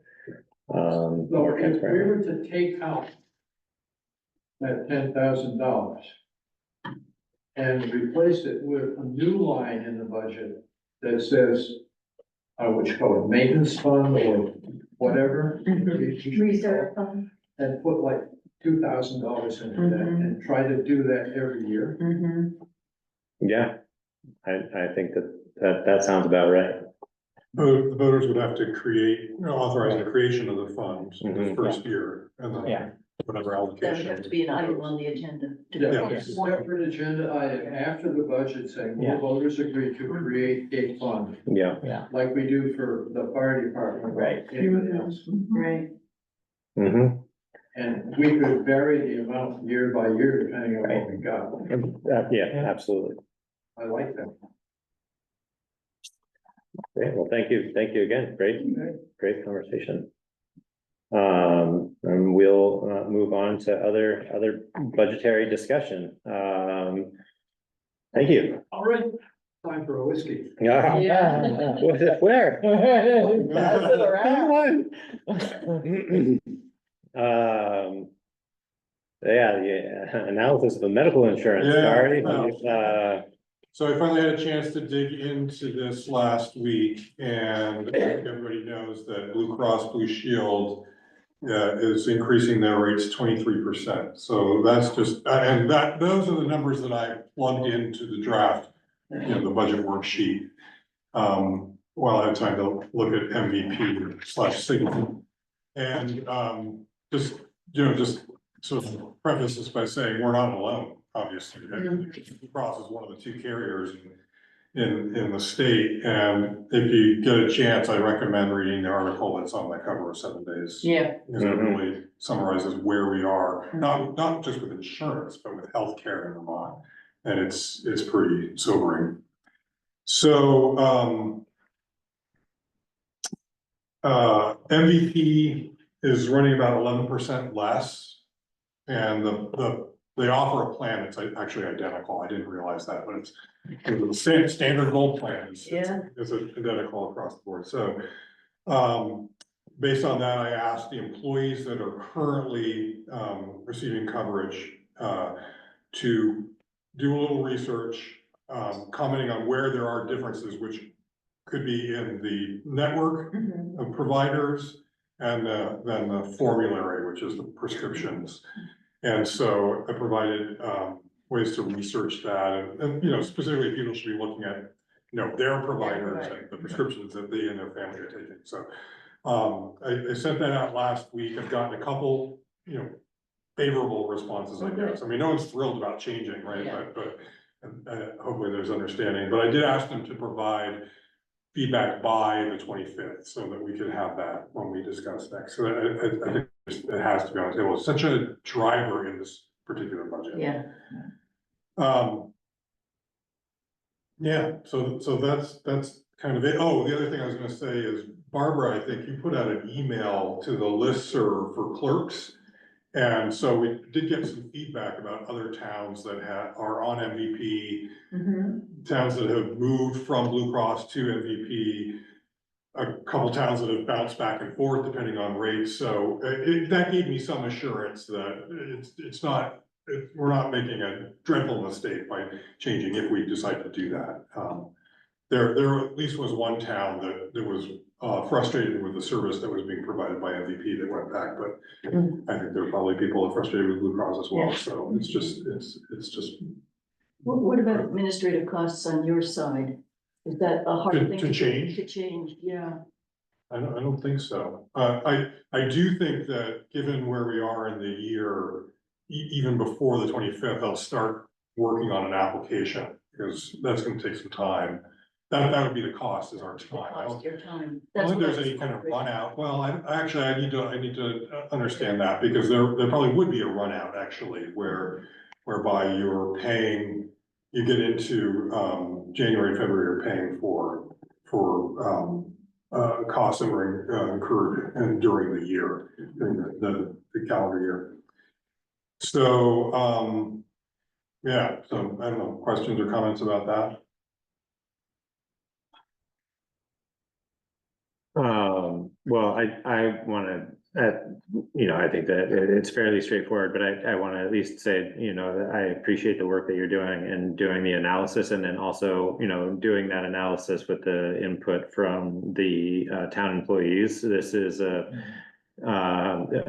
a really hard thing for a lot of people to understand, speaking, from the perspective of an employer that needs to communicate these things, and they have real impacts. I've been through this, and healthcare is near and dear to people, so. Yeah, absolutely. There can be a lot of anxiety about change and what that's gonna be for them and their loved ones, so. But you are hearing preliminarily that people's providers are on MVP. Yeah, and- Tegan gave feedback saying, my provider is in there, so that looks good to me. Give people more of a chance, but Yeah. got some reasonable feedback. Okay. Yeah, and just, big picture, this doesn't bode well for the education budget No. either. No. So, Good. so anyway, just going to the budget overall, I've now plugged in everything we've heard so far, including cemetery and conservation, are in this budget worksheet. I also, based on our discussion about town administrator, road commissioner, treasurer, just feeling like something's gonna have to give there, I went ahead and put in a full-time treasurer at 60,000, just since that was the model that was, adopted in 2023, we can still discuss it. But that's putting us at 11% increase for general government and 20 for highway department. And it's being driven by staffing and equipment, right? And which were the two things that you identified last year, but it's pretty stark this year. And the equipment, is basically set. We signed those contracts. We have debt that we have to service, right? So I guess I don't want to be too grim about it, but I think we're gonna have to really consider staffing, and especially staffing where it impacts benefits, because that's such a big part of it. So, last year's, this year's current budget would have benefited from having 3 full-time highway department staff and then some part-timers. And that was the model we were using, and that really helps when it comes to medical insurance and the other benefits. And I guess, I can go through now that we have this sort of lay of the land and get more specific about where I think the reduction should happen. I also think that we should do the exercise that you did last year, line by line by line. But I think you're gonna see, if we're talking about reducing, you should also be thinking about what's our target. But if we're talking about reducing 10% of this budget, there's no way to avoid talking about staffing. Can I ask a question about that? I was a little confused about why you created a separate treasurer's position. I thought you were happy doing both positions. Well, it's not about me, it's about what's the. It could, there's, I think it needs to be separate positions, whether that's, the town administrator is the treasurer, or the town administrator is the road commissioner, just something needs to happen there. That is unfortunately an extra staff person, we can ill afford it. But I don't see how, as we discussed, I can continue doing all these roles, or anybody. Right. Yeah, so I think that how it's set up is up for discussion, but some sort of separation of duties seems called for. And I just plug the number in. And do you think we need a full-time treasurer? Because before you absorbed that into your function, which, first of all, thank you, Kari. You've just been an extraordinary gift to this town for the last year, and we want to thank you. But I also know you doing all three jobs is not sustainable. I'm amazed you've been able to keep up with it at this point. But if we pull the treasurer position away from your job duties, which is what it sounds like you're recommending, does it really require a full-time treasurer? Yeah, maybe not. And that's where you get into a strategic decision about who can you hire at a part-time basis or a sort of a lower end, full-time financial position, you know. I'm not really sure, but, one thing that, you know, and this is really in the sort of the brainstorming realm is, I think Woodbury was hiring a treasurer recently, and, you know, we're at the scale where it would be a full-time job to be a treasurer for two places, or to offer the town of Calais to offer, you know, treasury services to another town. I throw that out there, not even knowing where to begin having that conversation, but that's the kind of thing, you know, towns in Vermont are gonna have to reckon with at some point. But we also talked about hiring a bookkeeper, you know, the administrator could sort of be the treasurer, but have a bookkeeper who could take on a huge amount. Yeah. And I think that's what we budgeted for this last year was an assistant treasurer to do payroll and accounts payable on a part-time basis. And I think that model could work, but I worry that asking your town administrator to hold title of treasurer and road commissioner and town administrator is and you know, to some extent it's me, but that's too much. I can't own all that. Yeah.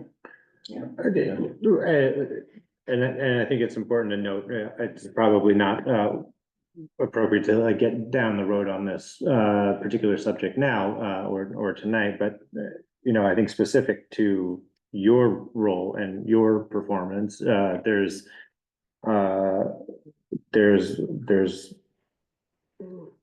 a need to consider the structure and the approach for the road commissioner.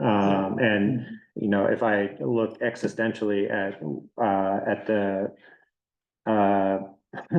the core functions and skill sets for a treasurer and a town administrator, those are professional skills that are more closely aligned to each other within their job descriptions than the road commissioner one, which is, as we found in a number of dialogues around this subject for the last 2.5 years, is that it's really hard to get the skill sets that you need in a road commissioner.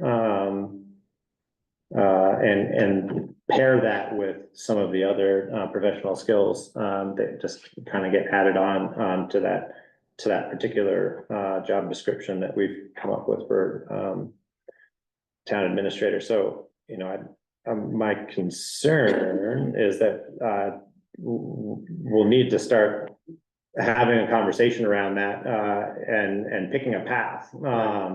And want to have maybe a conversation about how we go about performing that analysis a little bit and brainstorming what those paths could be.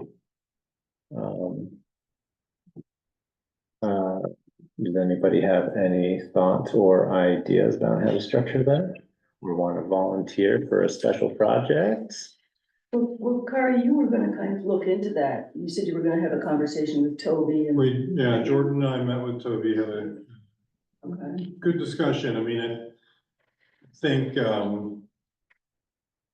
know, there were a couple of things. One is, you know, the model could include leaning on the road foreman more, so that they're doing more of the customer service, more of the, you know, taking in the requests, and then, but you at the end of the day, you still need a manager. You need someone who's in charge of the personnel, you know, when there are conflicts, which there are going to be conflicts, someone has to own the situation and make the call, and then, you know, be accountable for that.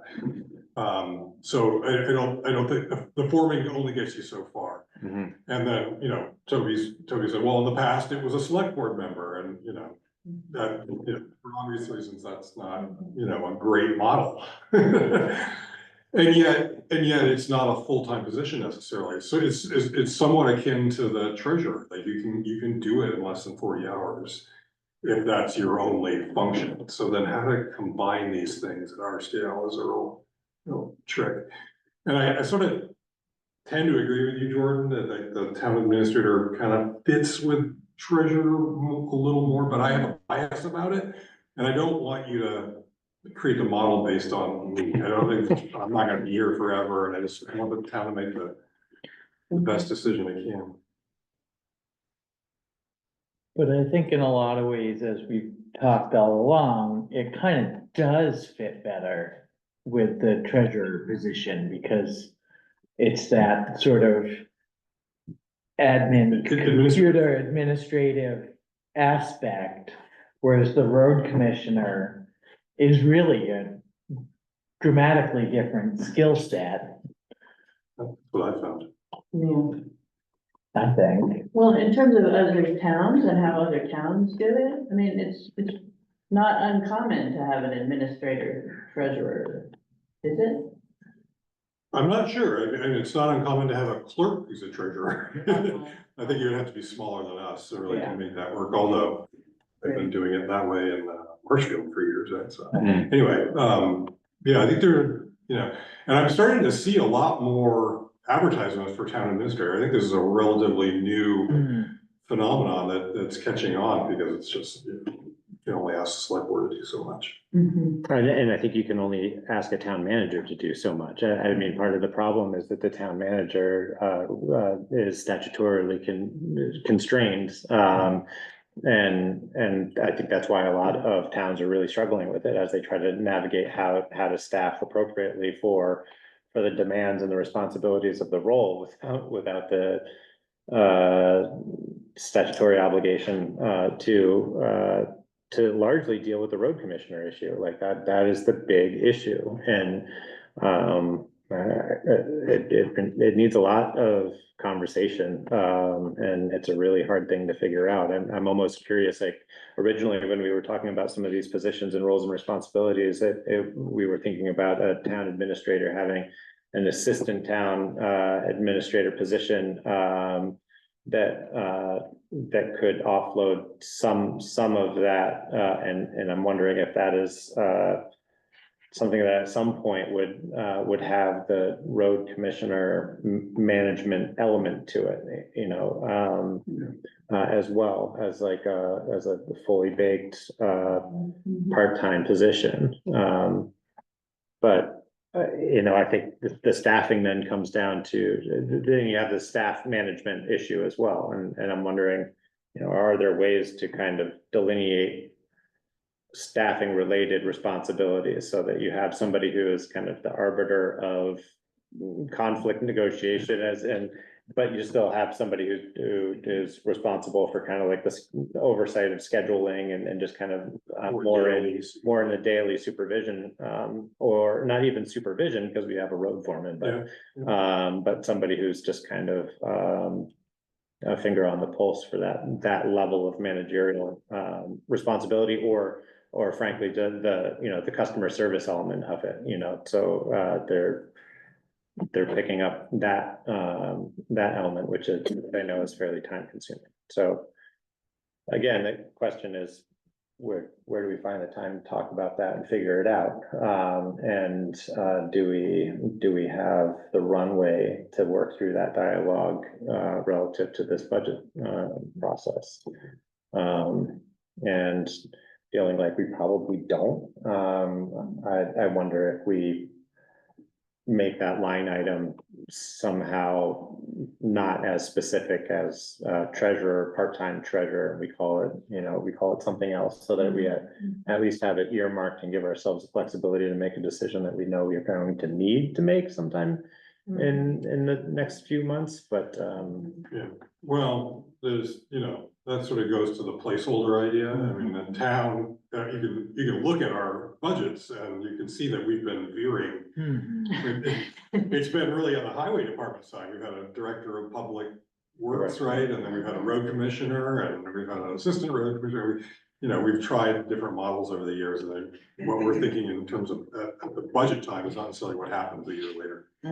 Would there be any potential for sharing a road commissioner with another town? I was thinking specifically of Marshfield, where Bobby's planning to retire. She's doing treasurer and road commissioner and town clerk. They're not gonna be able to sustain that with a new person. Yeah. Maybe we can have a conversation. Yeah, like maybe that. that's the next conversation to have. That's fascinating to me that one person can do all those things. Yeah, ultimately, I feel like, if we're talking about regionalization or whatever, it's the roads. That's where, partly because what makes the road commissioner so different is you have to have a knowledge of road construction and equipment, and I mean, it's just a totally different set of issues from, the office work. So, so some sharing does make sense in terms of the management of our highway departments. However, that it seems very fraught in some ways, like taking care of someone's accounts payable and payroll is one thing. Being responsible for somebody else's roads, it's gonna be challenging. Two things. One, in Marshfield, I wonder if Paul Stecker is still on the road crew in Marshfield. He's not. He's not, okay, all right. David Delpore has a comment. It's part of the chat box. That's my. Look in the chat box. Oh, okay. Bobby is a legend. That's Tegan's. Tegan. Oh, it came up under David's name. I do, it's unintentional. I'm sorry. Anyway. Alright. Legends.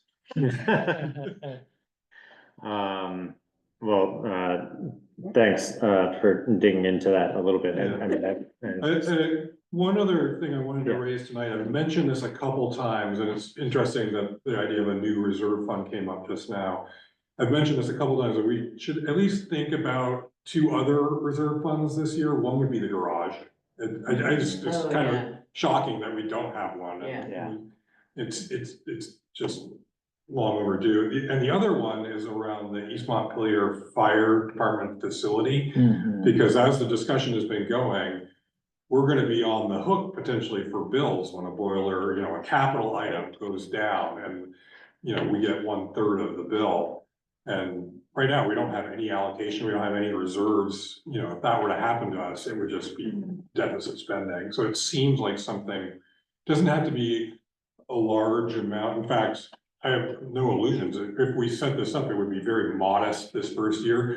But kind of one of the things I want is to get it there and have it as a reminder to future select boards and staff that we ought to be allocating to this on a regular basis. and then specifically, if I remember this correctly, East Montpelier does have a reserve fund Yes, they already do. established. At least they said they did. I don't know if it's as formal, but it can't be a reserve fund without it being adopted by the voters. So So does it make sense? I put something in and just get us started on that. Yeah, okay. great, thank you. Upcoming budget, we have the sheriff will be here in 2 weeks. And that should be an interesting conversation. The calendar that's in the memo has an error. We're not gonna do social services next time because the deadline for applications is until December, so we'll deal with that in December. And then we've got the fire departments, both of them coming in a month. So that, and then we'll have spoken with everybody, I think. We're still waiting on other insurances and dues, but we're getting to the place where we have to start making our decisions. Yeah. Start. Yeah. And we do have the results of the doodle poll, so we were zeroing in on Yeah, the that's actually schedule its own for agenda December. item at Yeah, the end of okay, the- perfect, yeah. So then we've got discussion of town report, running behind schedule a little bit.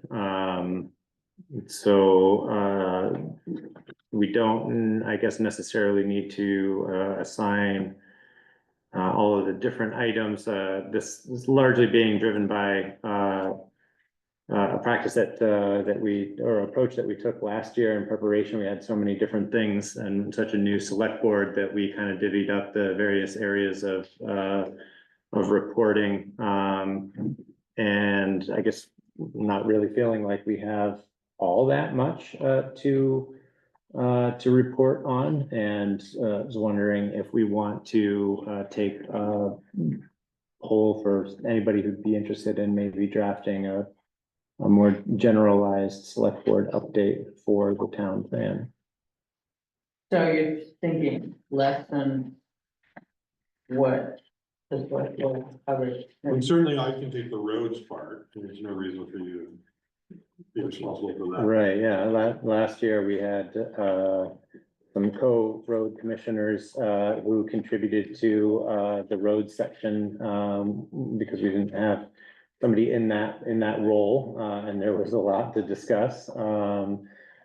We also had an IT section that I contributed to, which was a pretty significant change in internal systems and working. And I believe,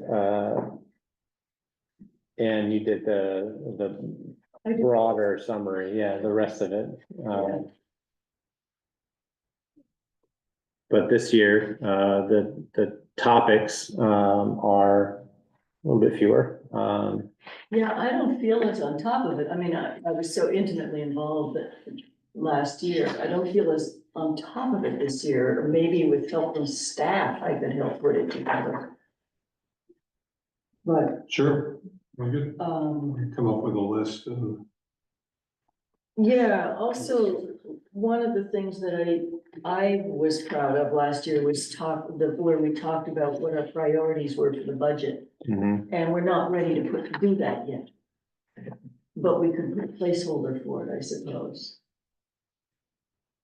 So I see it being a bit easier for you this year because we didn't have the major flooding that we had in July of 2023. We don't need to talk so much about FEMA. I invited the CPA to submit another report this year, even though they're not an official town board, select board appointed. They're finishing up the dam, so they'll do that, the dam part of it. Last year, you were doing staff reorganization. We did this whole org chart. You guys had a lot to talk about last year. That we'll simplify it this year. Well, it will and it won't, I think that there, as this last conversation kind of unfolded, there's still a lot to figure out. And, I think the dialogue around staffing, is an important one. And maybe rather than a recap of decisions that have been made and structures that had been kind of assigned, it might be worth, reinforcing, the commitment to making sure that we're staffed appropriately and according to the needs of the town. And that, there's gonna be an ongoing dialogue about how we staff the town and the scope of the responsibilities, that the staff is required to cover. I mean, I think that's, as well as, I think highlighting, what expenses come with that, and the exposure that opens us up to, relative to the insurance costs that increase. We can't have one without the other, and I think any effort we can put into communicating that is the best we can do, really. Now, I'm gonna be gone, for a month. For most of that time, I'll be electronically connected, but not for a week of it. So I will be back till mid-January. Okay. So that might make it hard for me to do this, actually. What is the timing on this report? Is there? Well, the requested due date is December 15th. But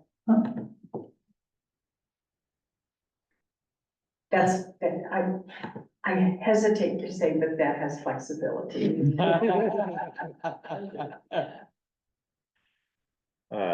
Yeah, there was, we don't have to articulate it, but there is a drop dead, deadline that is later than that, for sure, but, yeah, it's, by December 15th seems really ambitious relative to the dialogue that needs to be had around the budget, and everything else. I'm hesitant to commit to the, staffing communique part. Would it make any sense to divvy it up into budget and a summary of the past year, Mhm. sort of projects and? And I'd like to recommend a looking forward section. Yeah. Because this board has been so forward thinking that I think it'd be great to emphasize that in the town report. That you're looking to really work more closely with all the town boards, committees and commissions. We're gonna have a new town plan and that you guys are looking forward to where the direction the town is headed.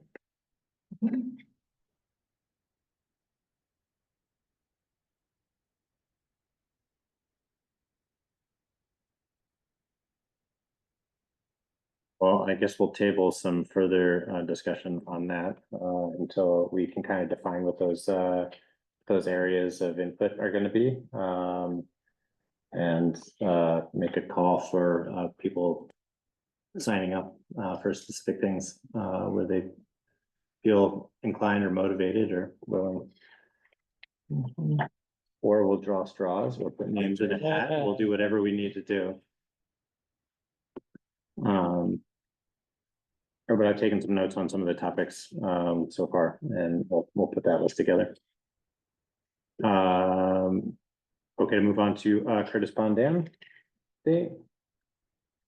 Yeah, things are moving along. We postponed the staining of the concrete to Excellent next decision. year.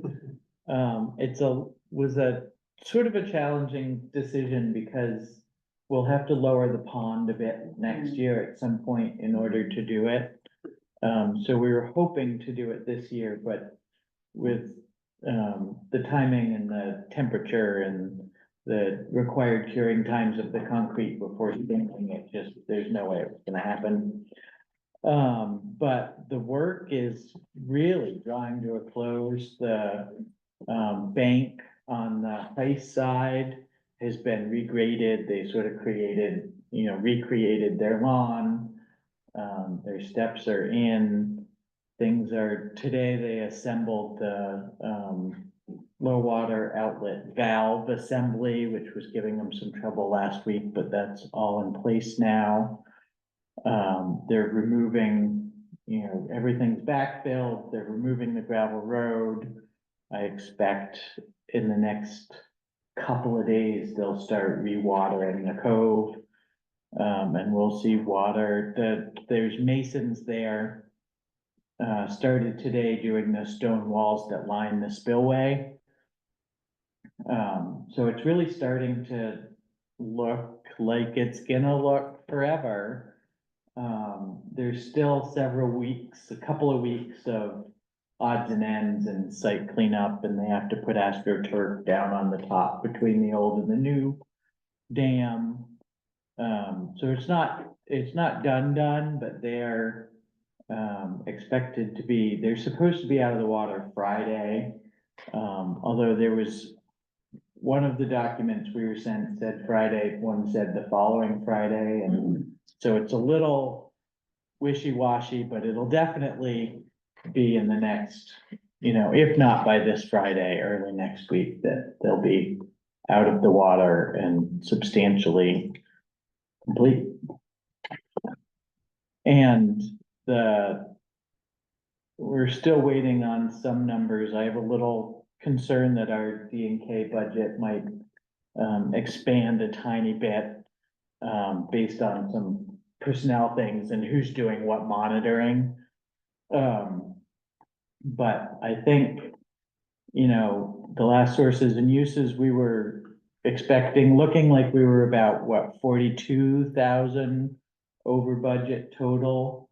And the concrete work has come in somewhere between 40 and 45,000 under budget.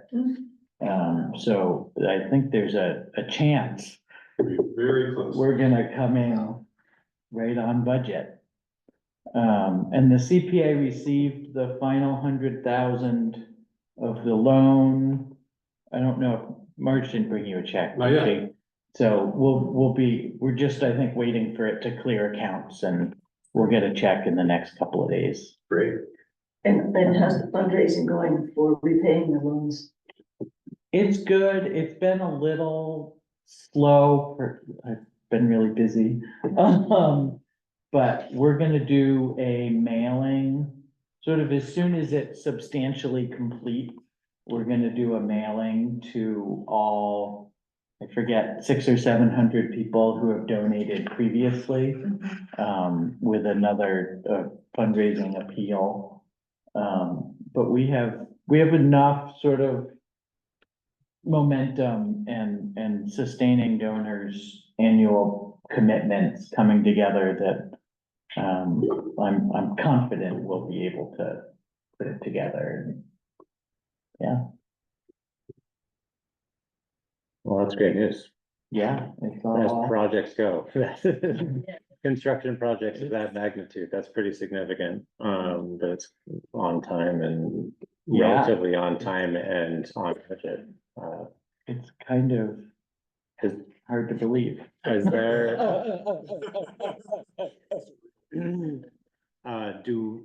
Do we need any particular permit to lower the level of the ponds to perform work or maintenance? I think we will. I think we'll need a permit from Fish and Wildlife. Okay. And we're still in conversations with the different permit holders about what that'll look like. But nobody thinks it'll be we'll probably wait till, September when the water level's at its lowest Right. anyway. It's gonna be interesting when the cofferdam comes out this year, because the current pond water level, even though we haven't been pumping water out of the pond except for what leaks through the cofferdam in weeks.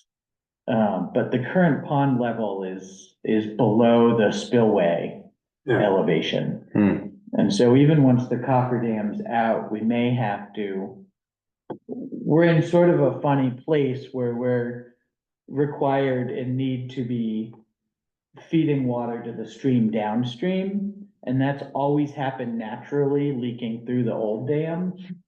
So since the new dam won't leak, we have to sort of figure out what's gonna happen if the water level's not going over the spillway to maintain water Use flow the to grow. valve. Right, we But may someone need to has to use the decide how valve, much. exactly, Yeah. right. So there's a bunch of figuring that'll need to happen, Would you like to be valve operator? not particularly. Although we It's kinda did get a like just letting it railing, trickle on Right. your water line in Right. the winter time to make sure it doesn't freeze, yeah, Just leave exactly, things a little open. yeah. That's interesting.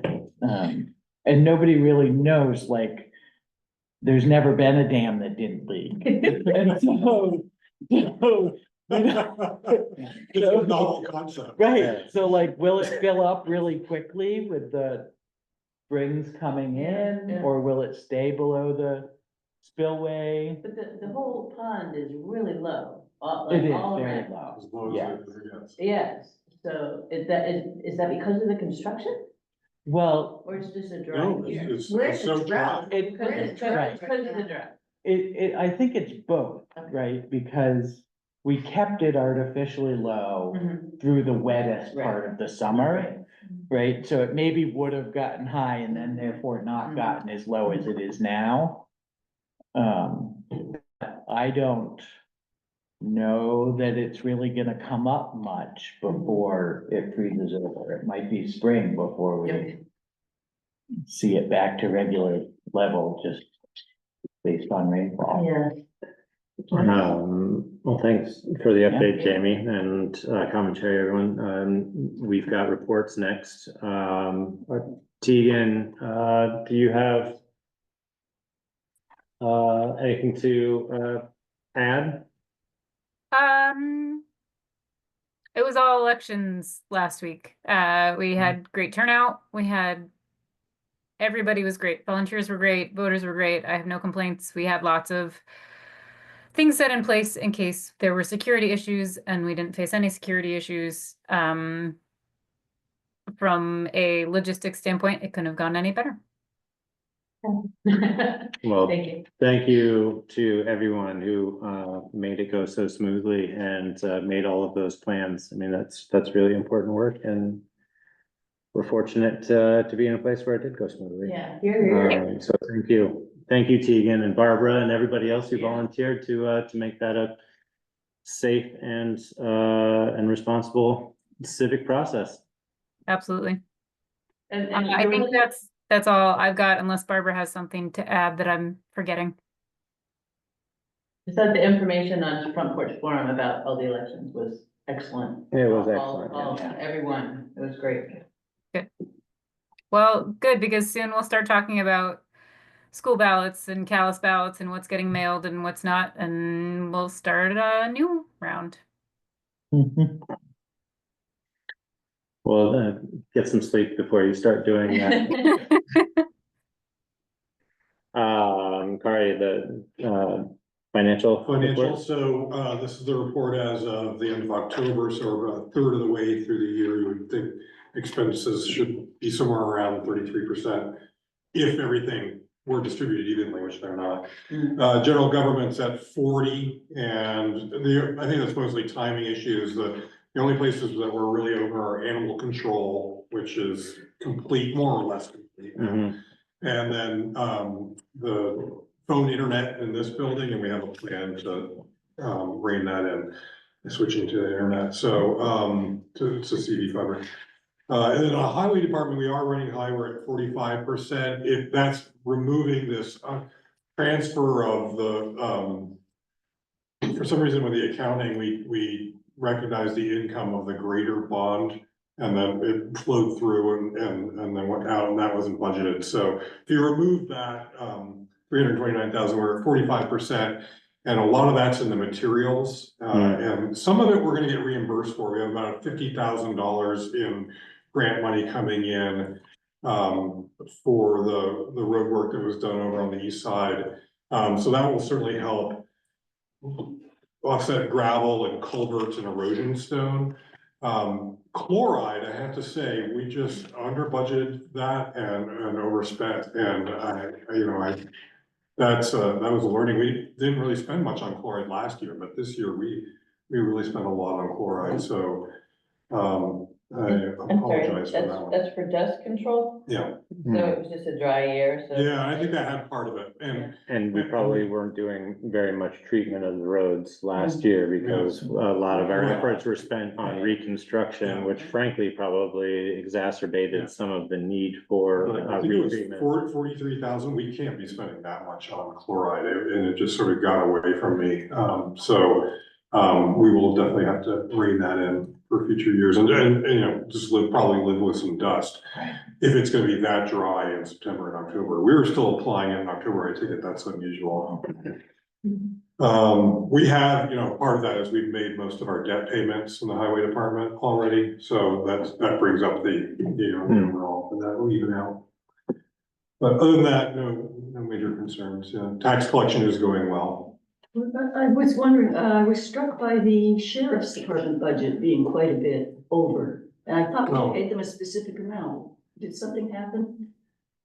I don't know. I have to look at that. Yeah, I'm trying to find it and I can't remember where I saw that. Maybe I'd better.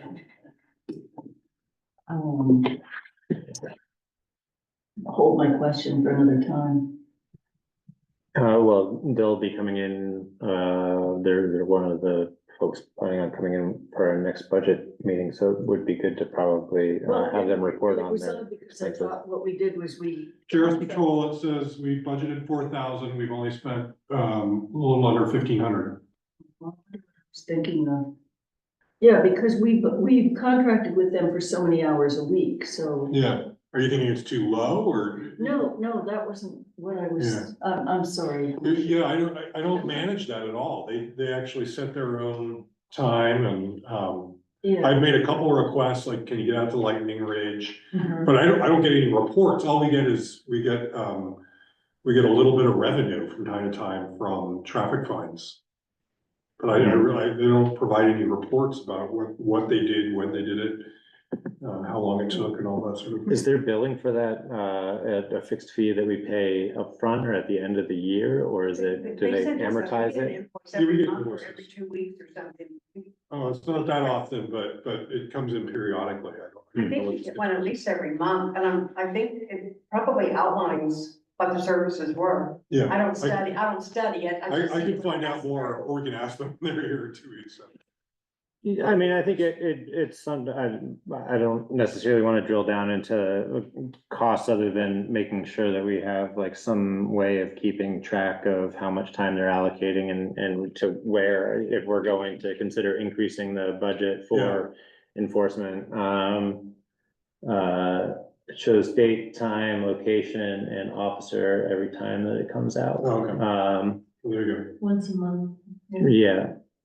So, I think if we're going to entertain the idea of increasing the budget for next year to help support enforcement initiatives, then we should probably have an answer from them on how we're gonna report back on that, or get at least some feedback on whether or not they think it's working. I apologize, I'm just not good at doing this without paper, and you guys took my printer away. so- We can print you. Yeah, maybe, well, I'll think about that. I would be much more on top of things if I had hard. I get it. Moving on to, what, did you have, town administrator specific? Yeah, I just had a few things I wanted to run down. Yep. So 2023 FEMA reimbursements are starting to flow again, so that's really good news. The federal government just declared that they will be covering 90% of the reimbursement of the damage inventory for 2023. And then the state is gonna contribute 7.8, so municipalities are only responsible for 2.2%. That information was just clarified last week, so. Also 2024 FEMA, Toby and I met with the team, and that was really encouraging because it looks like we may be able to include upsized culverts for Haggett and Bliss Pond Road, which were two of the places that got flooded out both years. And even though there was minimal damage or there was no damage to the culverts in either case this year, because the culverts got overwhelmed, we're gonna try to include them. And these are big. These are $100,000 plus projects that if they could be included would be a real boon to the town. So fingers crossed on that. Draft audit, I got a chance to review that last week and spoke with Rick Brigham, who will be here in 2 weeks. I'm gonna give you a fair warning, there are two weaknesses, internal control weaknesses. One had to do with our FEMA expense coding. And there were some culverts that got, from 2023, that got included in our regular operating budget. It should have been FEMA in the FEMA account. And then another one was the Curzon Dam proceeds. And that one was on me, where I just didn't recognize, it was in a holding place, it was in a US bank for a period of time, and I just recognized it as though we had it, and it needed to have its own account. So anyway, you'll hear more about that.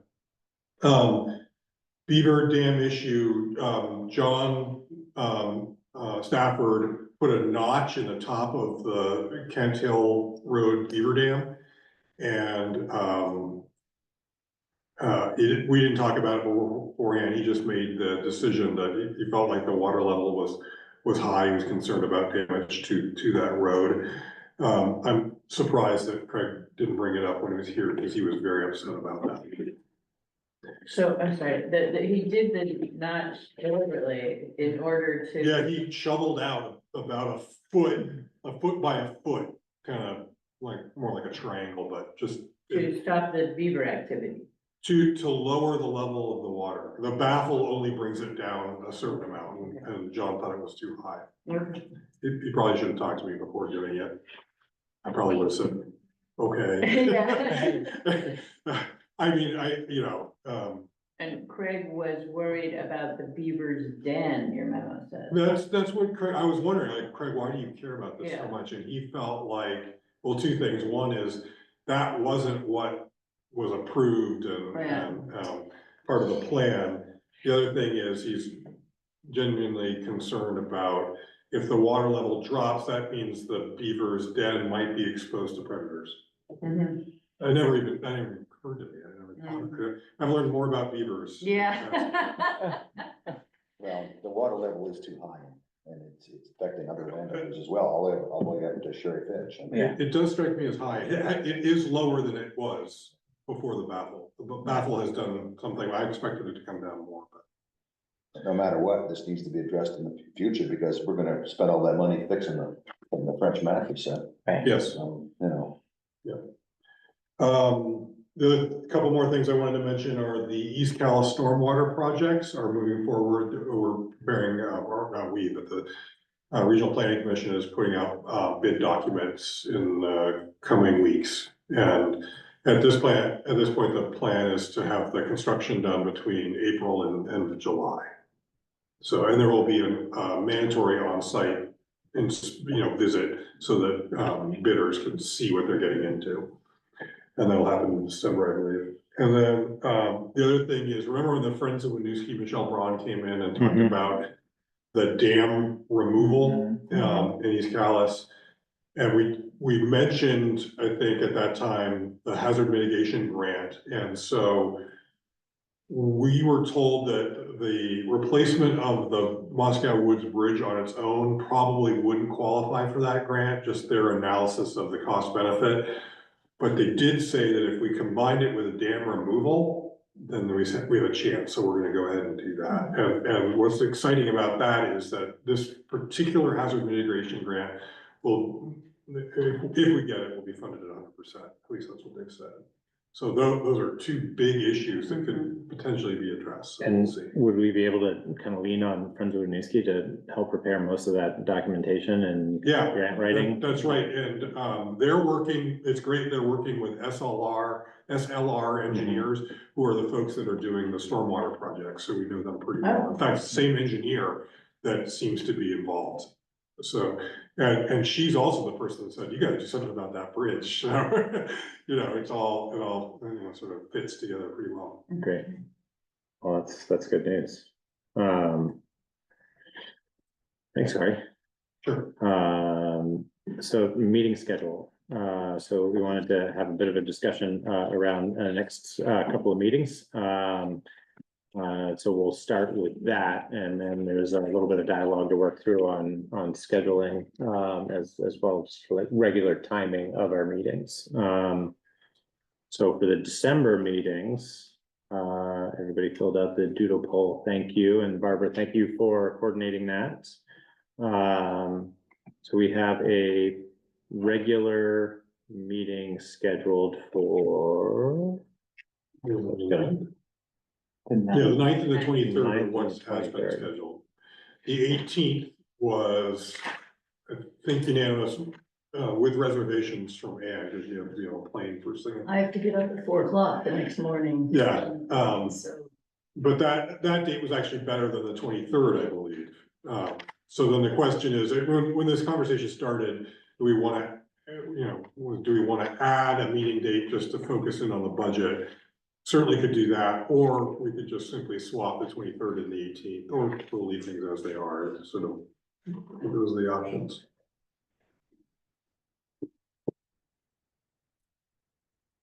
My schedule's pretty flexible, and I'm a little nervous about working through things through December. And so, you know, I guess my preference would be to try to get an extra meeting on the books.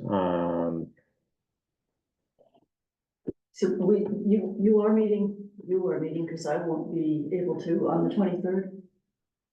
I think it's gonna be hard to do that, but The one benefit of that would be that you really could devote the 18th to the budget and right. maybe that exercise of going through every single line item and Yeah, and sort of clear the deck, so you don't have other things to worry about. And then maybe the 23rd could be an abbreviated meeting as well. The one thing I like about the 23rd is that it keeps us on a regular payables Right. schedule. Yeah.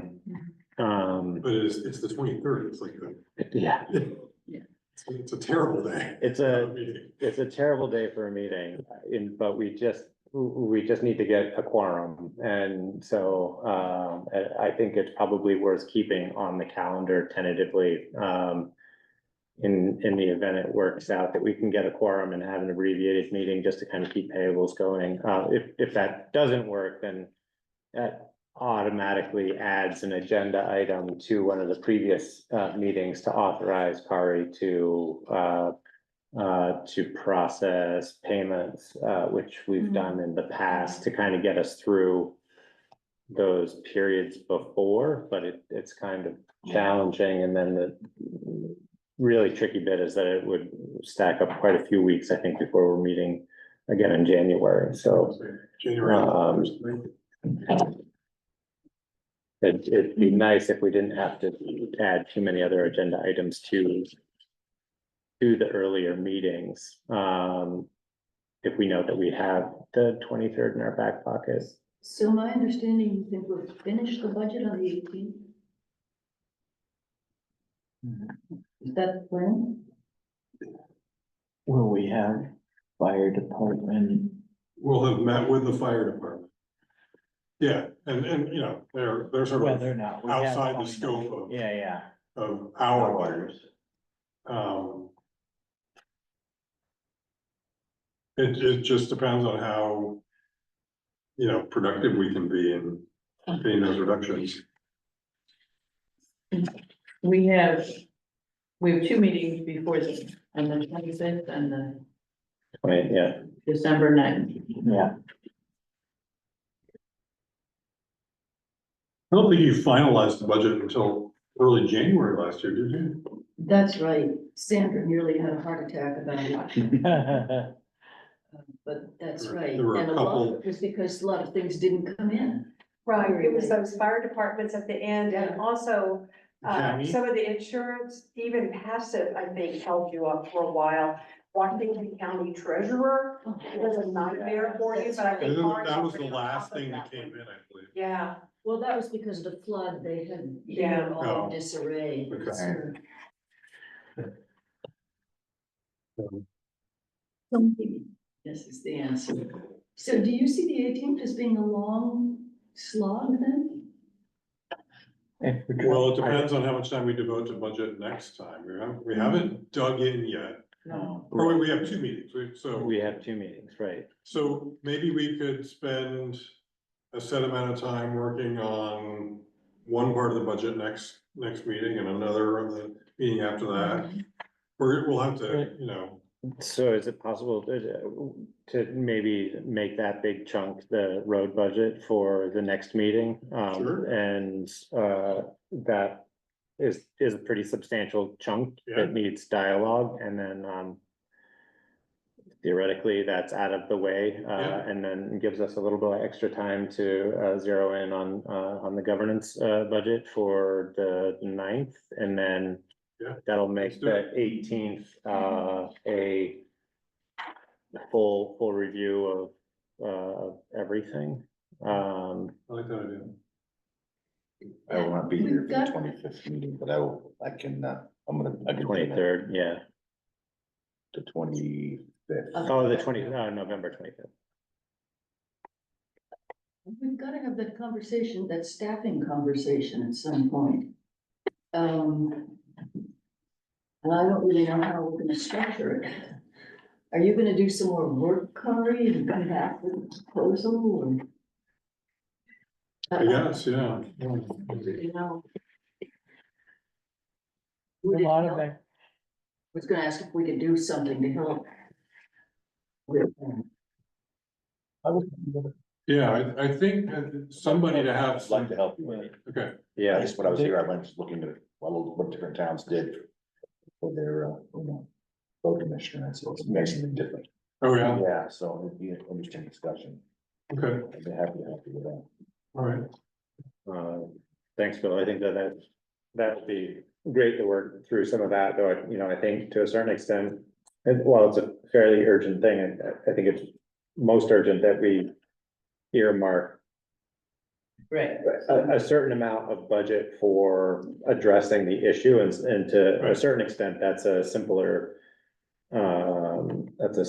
question than what is the thing. I'm a little worried that if we don't have something of a plan, when we come to the town and say, well, we need more staff, they're gonna say, well, what do you mean? We gave you more staff Right. last year. We really Yeah. are gonna have to have our act together a little bit better than We that. have a concept of a plan.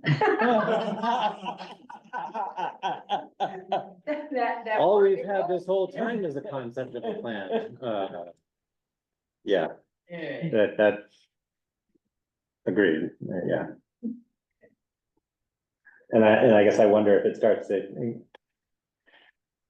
starts to materialize, as we're making preparations for the town report, whether or not that ends up being kind of the lion's share of what, the planning ahead and anticipation or the rationale behind funding additional staffing expense. I have a question related to the 18th. If you decide to have that meeting and it's just budget related, just budget dedicated, do you want Orca to be here to videotape? By law, it has to be taped, but Zoom qualifies. If there's no other agenda item other than budget, do you want me to book Orca or not? I mean, if we're recording by Zoom, I think that is probably fine. But, So the question is, do the members of the public want to see the budget discussion? well, Orca would accept a copy of the Zoom recording, I guess, and post that. I believe so. Well, I know we've done that in the past, where we've needed to, make up some video recording for one reason or another, so I say we make that the plan. Okay, so no Orca on this 18th. I mean, unless you put it out to them and they say, we'd love to be there. I think it's a select board's call. Does anybody have a strong opinion? No. No, I'd put it out to them to let them know that we're having one, but that we'd be willing to, provide footage, via Zoom Zoom recording. Relieve them of that particular obligation. And what time are we gonna start on the 18th? Well, that's the next thing for discussion. Start times, despite the marathon last time, and yet another meeting running behind. There was some feedback that maybe starting earlier was better for schedules. And it was proposed that maybe we adopt a 5 o'clock start time for the regular meeting schedule. Going forward or just blue? Going forward, so that would be the new normal time. Previously, I think when we adopted the last rules and procedures, we had tentatively moved it forward to 6 o'clock, and then we seemed to like 6 o'clock and adopted new rules that say it's gonna be 6 o'clock. And now we're contemplating, whether or not 5 o'clock, is workable. I think the 6 o'clock driver was largely to accommodate, working schedules, but, if it is not as much of a conflict for the members of this select board to make the move to 5 o'clock, it's likely easier. Sounds like it'd be easier, a little easier for staff, who need to attend. We could also, We'll do whatever, but yeah. I know I'm a morning person. And try to keep the meetings from running too late into the evening. The other consideration, would be Rose, and whether or not, that would pose a conflict to your schedule to continue to perform. It might. I discussed this with Barbara last week on Wednesday. I didn't see my boss on Thursday. She didn't work Friday. I didn't work today, so tomorrow's gonna be the first day that I could. Like today's a Monday and I didn't work today. So if I could just say, can I have these 2 Mondays off a month, you know, the third, the second and the fourth, it might work. So, I won't know. One, we don't necessarily need to make a decision on it tonight, but we did want to have the conversation and just throw it out there. My concern is if we start early and then it just seems like we have the whole evening. And we're just locked My into- concern too, I don't wanna trade one. Right. Do you prefer 6 to 10 or 5 to 10? And, you know, I will say that, there'd been some extra conversation, around how we might be able to kind of rein in the meetings and the agendas. And this was supposed to be the first attempt at that. It didn't go so well, but, you know, I'm certainly committed to, trying to adopt some, practices that, they keep the conversation moving, with a little bit more intent, moving forward. It's gonna be hard with budget conversations to make a promise for the next couple, but. Is talking about the budget. Right. Yeah. Well. To answer your question, I would be available at 5, if Rose if it works out.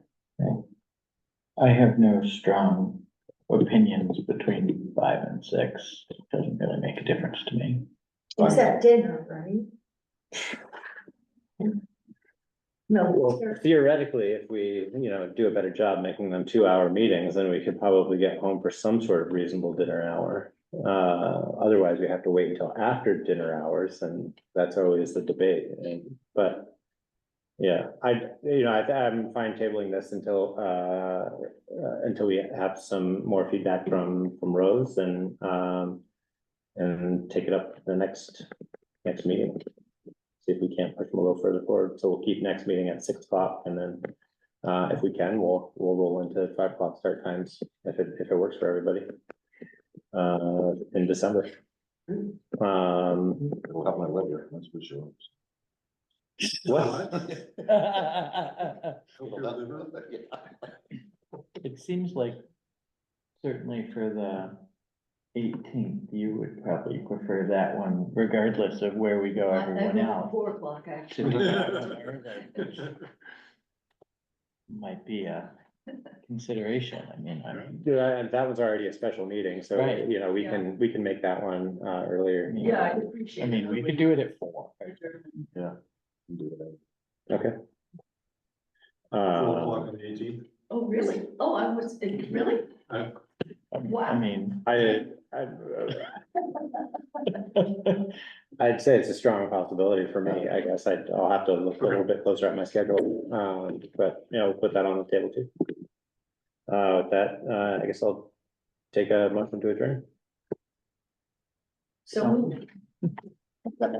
All in favor? Aye, thanks, everyone. Thank you. Not 9 o'clock yet.